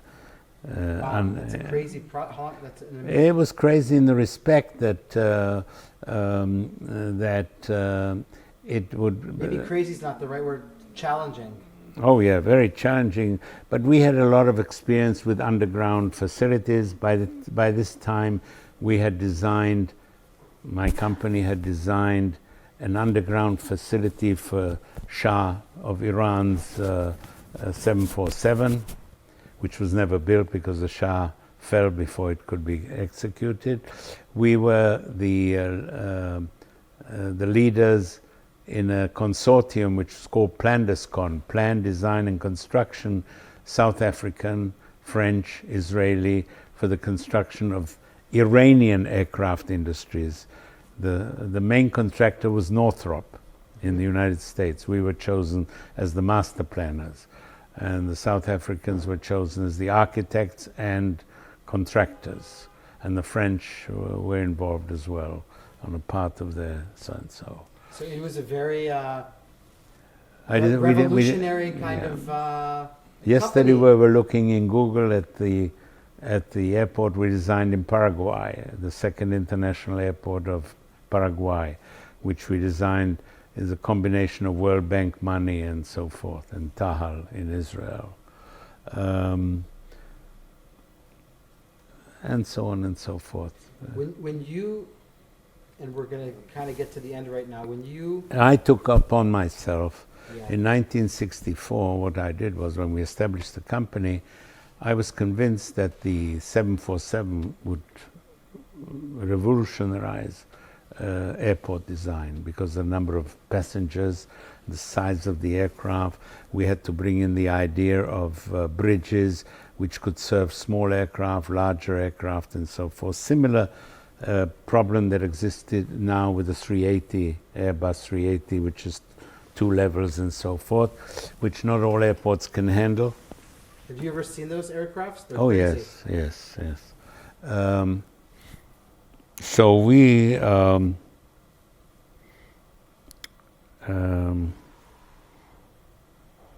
what was I saying before?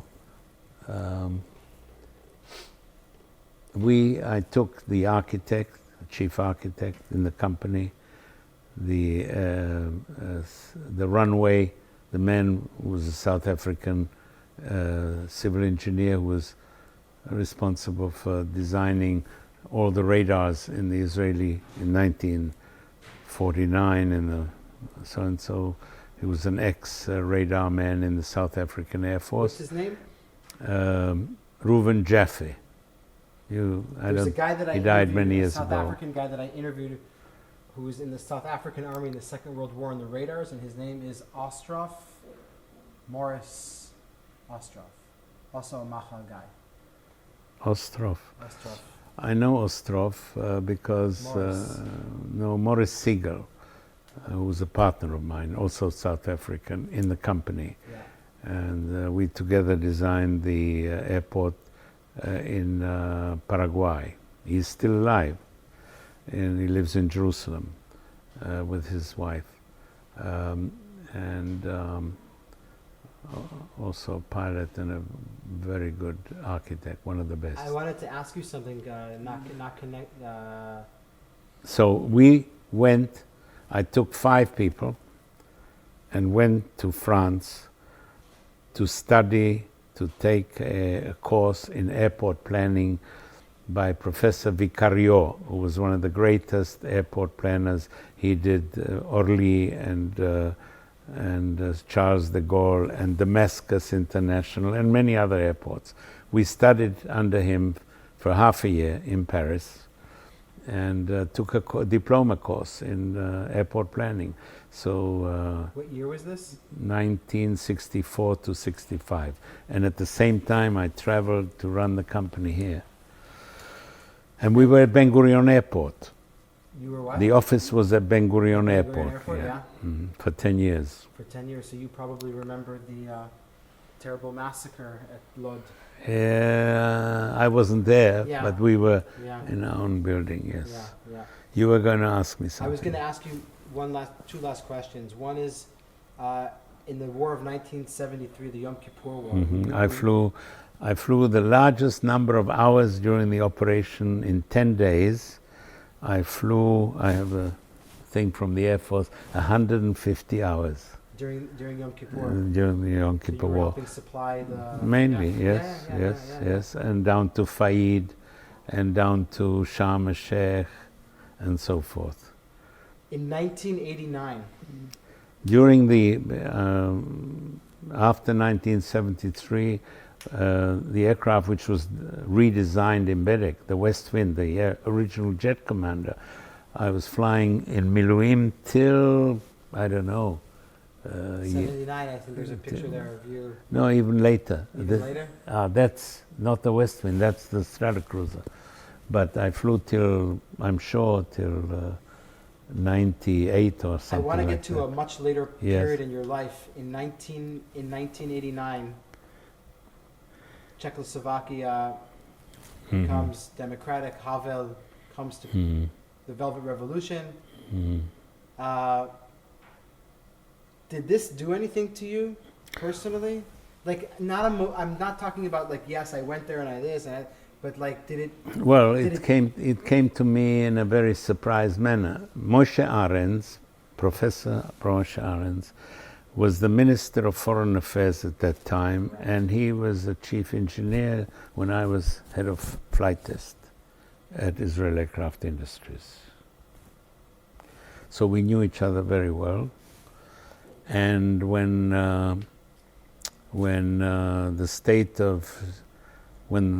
Czechoslovakia became, let's call it independent the third time, 1918, 1945, 1989, I got a call to go to Jerusalem.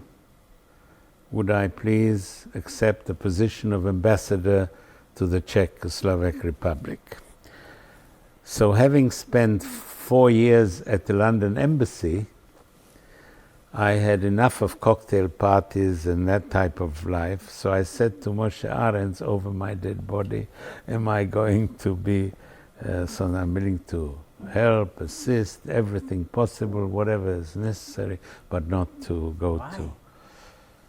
I don't know. You look at me. I'm in engineering. I'm at prime of my engineering career. I have international work all over the world, Far East, South America, and so forth. Why should I go and sit at the embassy in Prague?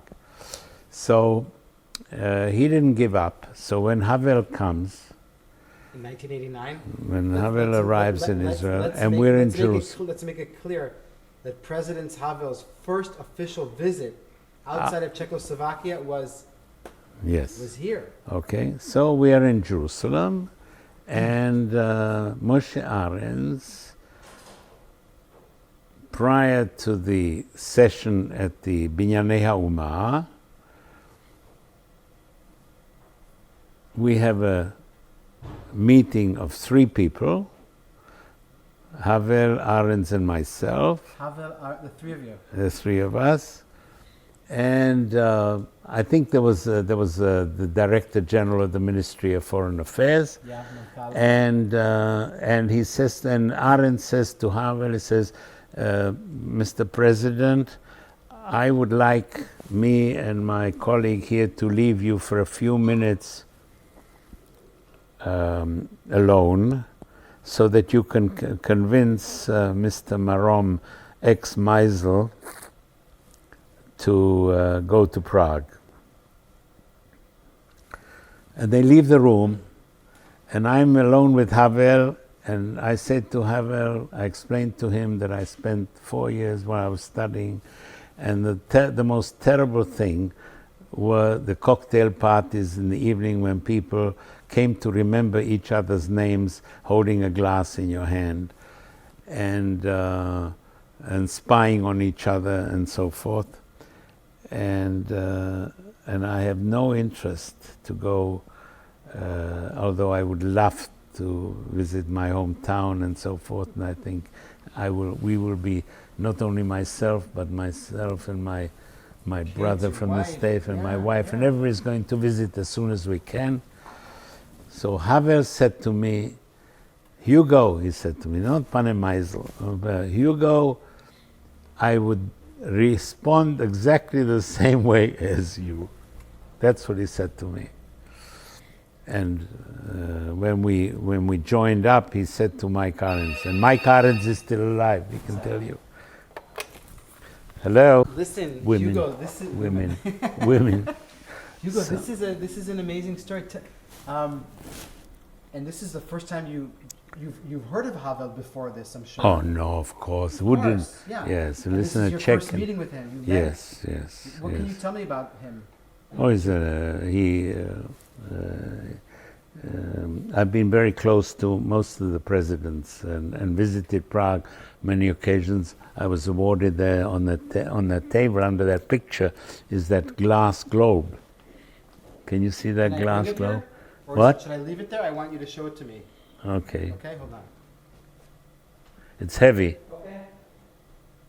If it drops on your foot, you'll be a cripple. The glass ball. Glass ball,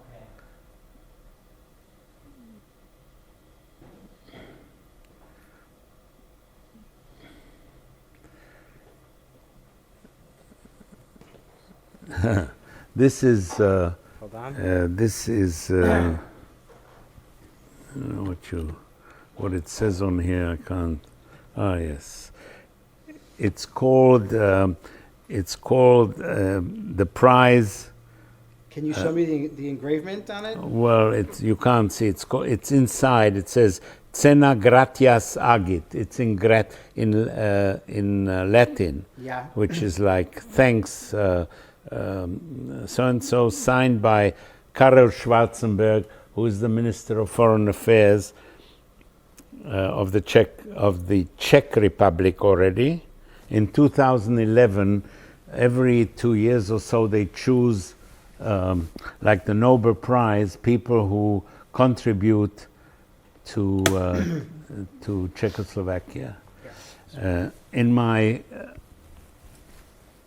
it's still recording. Yes. In my studies in London, as a result of one of my students crashing, being killed in a spin of a jet fighter in Israel, I decided to develop a system which would enable swept-wing aircraft from recovering from spin, which is an uncontrollable condition when an aircraft stalls. And I developed a system which was patented by 3 people, by myself technically, by a lawyer, English lawyer, and someone who paid for the patenting, who was a friend of Israel. And this enabled, I did this development as a part of my Royal Aeronautical Studies, and submitted a paper to the Royal Aeronautical Society together with Sir Sidney Cam, who was then the chief engineer of Hawker. And one of the aircraft which had difficulties in recovering spin was the Hawker Hunter. So we built a spinning model, a model for spinning, for the spin tunnel, and it successfully recovered with my patent on it. And then I went to Belgium and actually flew a Hunter to demonstrate on an aircraft. We're talking about 1958 or something like that, I think. Anyhow, Is that why you got this? No. One of the reasons. Okay. One of the reasons was one lovely day, a major of the US Air Force arrives at the Israeli embassy in London, and he says to me, I've come here, we are interested in buying your patent for spin recovery of swept-wing aircraft. It's a rocket. It's a system which is based on a cold rocket. And I was very, very happy because we'd spent quite a lot of money, and up to that time I received nothing except the fact that I was the designer of this patent. And so he told me, we have the right to any patent for a fixed sum of money to buy, but in this particular case, we're ready to pay so and so. So the businessman of this company, which is called Spinair in London, which is formed to patent it, sold it for quite a large sum of money, and I received a third. Many years later, I got a call to the US Embassy, to the ambassador, and the ambassador said to me, I would like you to know that your patent, and this major was from NASA, NASA. I want you to know that your patent was used on the first, on the rockets which were put onto the first space module which flew in the United States. many, many years later, after this prize, or just before this prize, I'm visiting with a group of pilots and so forth, we're visiting the museum in Prague, the Air Force Museum, and we stop outside Gagarin's standby module. And the guy who's explaining it says, everything here is Russian except these small rockets which were stolen from the Americans, which were copied from the American. And that was your patent. That was my patent. But I mean... How was it for you after? Oh, I got, as a prize from the Americans, I got a visa to the United States for my wife and the 2 kids for life. Really? Yeah, that was the prize at that time. 20 years or 30 years later, they canceled these. So now I have, like everybody else, a 10-year visa. But I actually received for life, visa for life. So the Czechs, when when this prize was given to me, it was chosen, was for, I think what they said, for contribution as a Czech to the good name of Czechoslovakia, the Czech Republic, in the engineering field and the relations and tell me, I want to ask you something. When Havel was here on that Yeah. historical visit, were you in the Knesset when he gave his speech? No, I wasn't. I was in the Binyanei Umah, which was afterwards. Okay, because he gave a very powerful speech there. I know, yes, I know. I heard the speech. Yes, I I wanted know of to- the speech. I was in the Knesset with Arends afterwards, before we went to, I think it was the same day. Could be, yeah. I think it was the same morning. Were you happy to see the relations Oh, yes, between these of two course. countries? Of course. I don't think that if you take my life into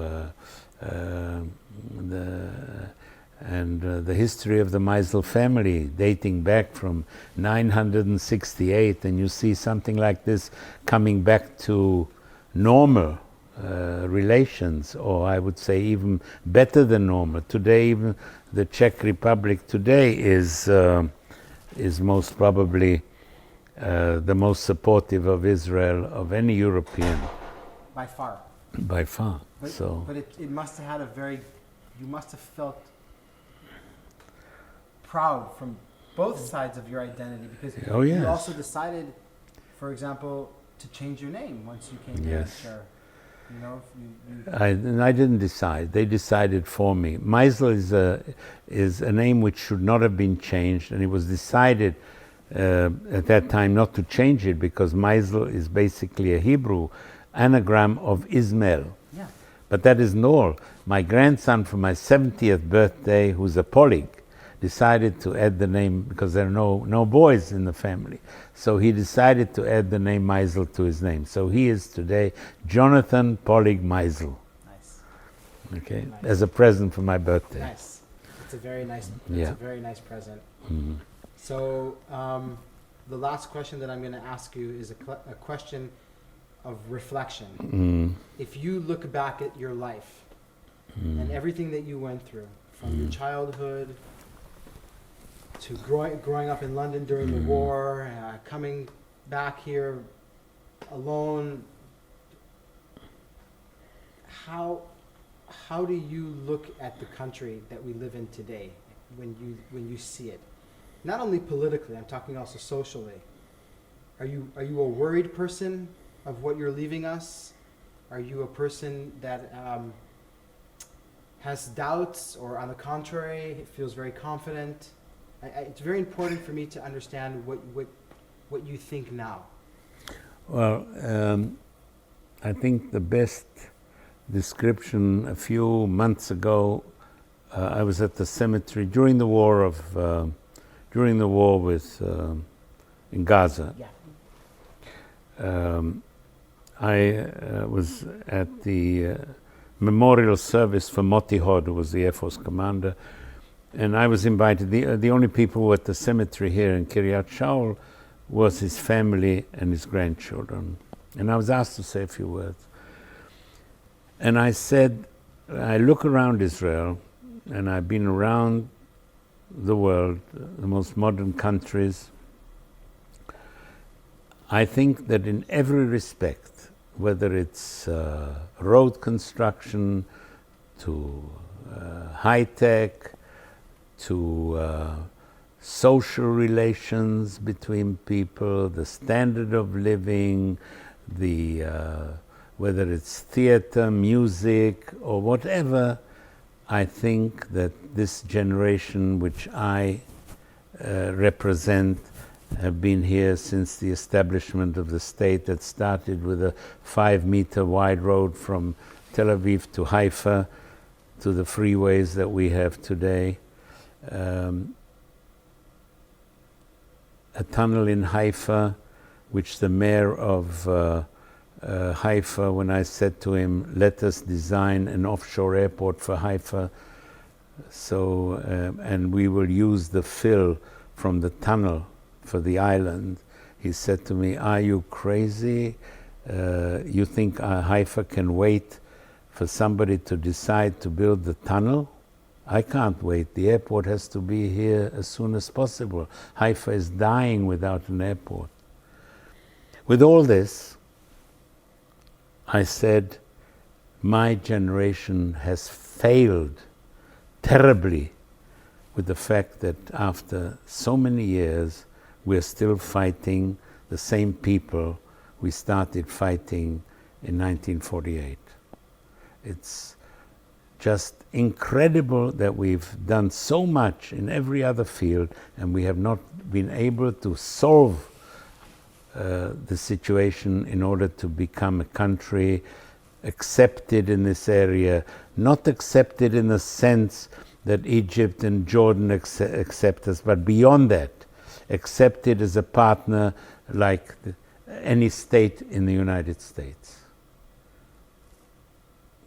That's what I feel, that my generation in this respect has failed, absolutely failed, because we were not born here. We came here to help to establish it, and we did establish it, but we failed with respect to our neighbors completely. And when I say neighbors, I think the Palestinians are our neighbors. The solution, I don't know what the solution is. It certainly is not in my field of expertise. I've never been involved in politics.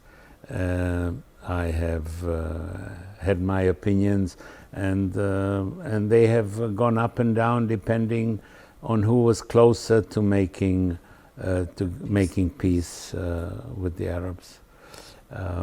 It's very interesting, Hugo. I've never heard, and I've done maybe 30, 40, 50 of these kind of interviews with people in this project. And I've never heard what you said right now. And it's very, very interesting. Because a lot of people from your generation, they talk about the lack of the new generation and the this and that, but they never talk about the responsibility that your generation had, not with only founding the country, but securing its borders diplomatically, you know. And I think that's, I've never heard that, and I think that's very, very, very interesting. And I know it comes from a lot of experience and a lot of, it's a very interesting aspect, very interesting aspect.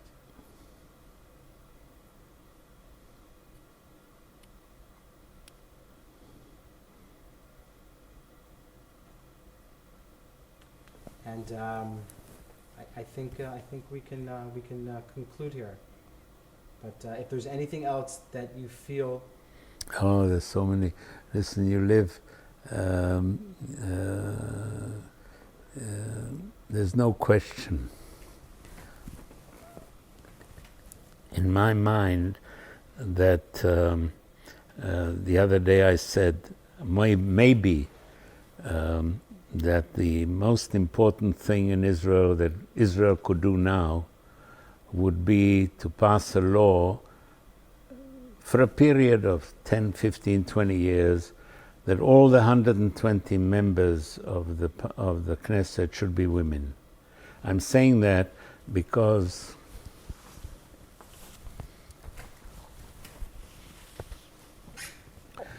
this famous saying, cherchez la femme, if you know. Explain, what does that mean, cherchez la femme? Seek the woman, in other words, from a positive point of view. Wherever you look, finally, there is a woman behind a man. And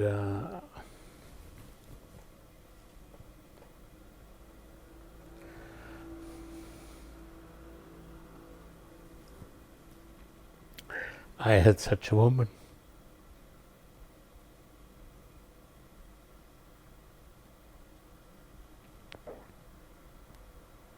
Sorry. It's okay.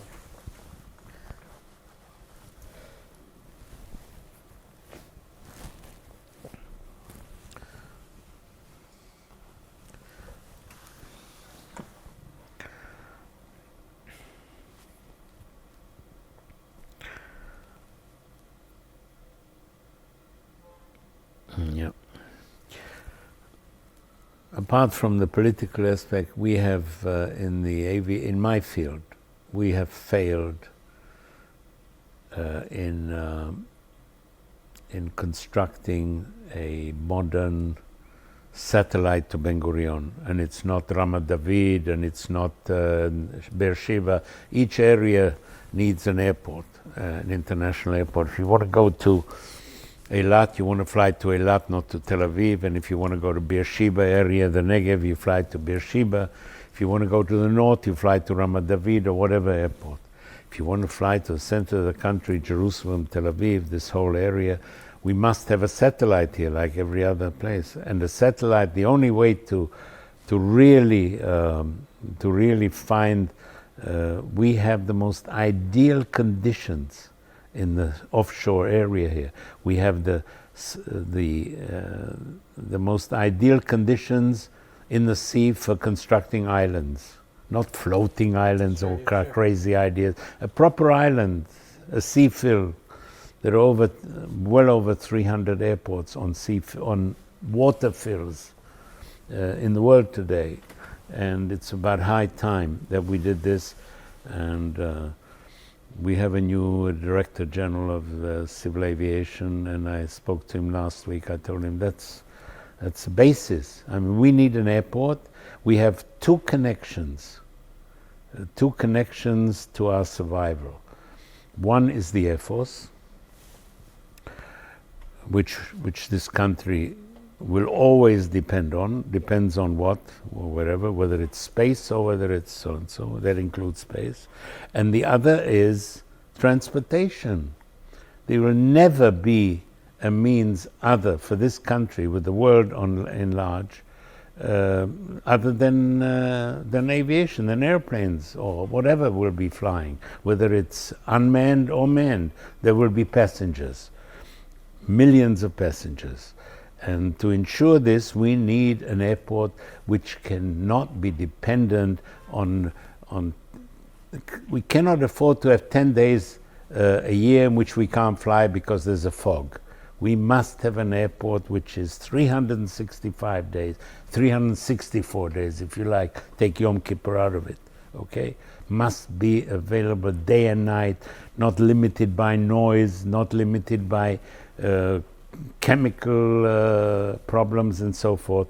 And that the only way to do that is to have an offshore airport, of course, which we designed 40 years ago. It was approved in 1972 for construction. The tenders brought in 1973. Had the Yom Kippur War not broken out, we would have had an offshore airport, international offshore airport, which could handle not 16 million like Ben Gurion, but 32 million people without any problems for the next 50 years. Really? Oh yes, no question about it. The design is downstairs. It was approved by the government, went to international tender, and the war broke out, and the government decided to stop all public works for a period of a year. And from a year, we've gone 40 years, 50 years. So that's it. Yeah. Yeah.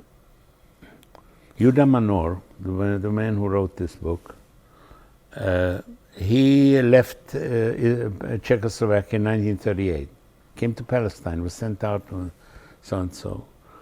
His mother went to concentration camp. And he, because he spoke Czech, he was sent on this Czech course with us. So there were two Palestinian Jews. He was in the course with you? Oh yes, Yehuda Manor, yes. He's the one who wrote this book. Yes. There were two. There was a guy called Shuran, who was on the course, but he was killed during practice, ground attack, so-and-so. He died in Olomouc.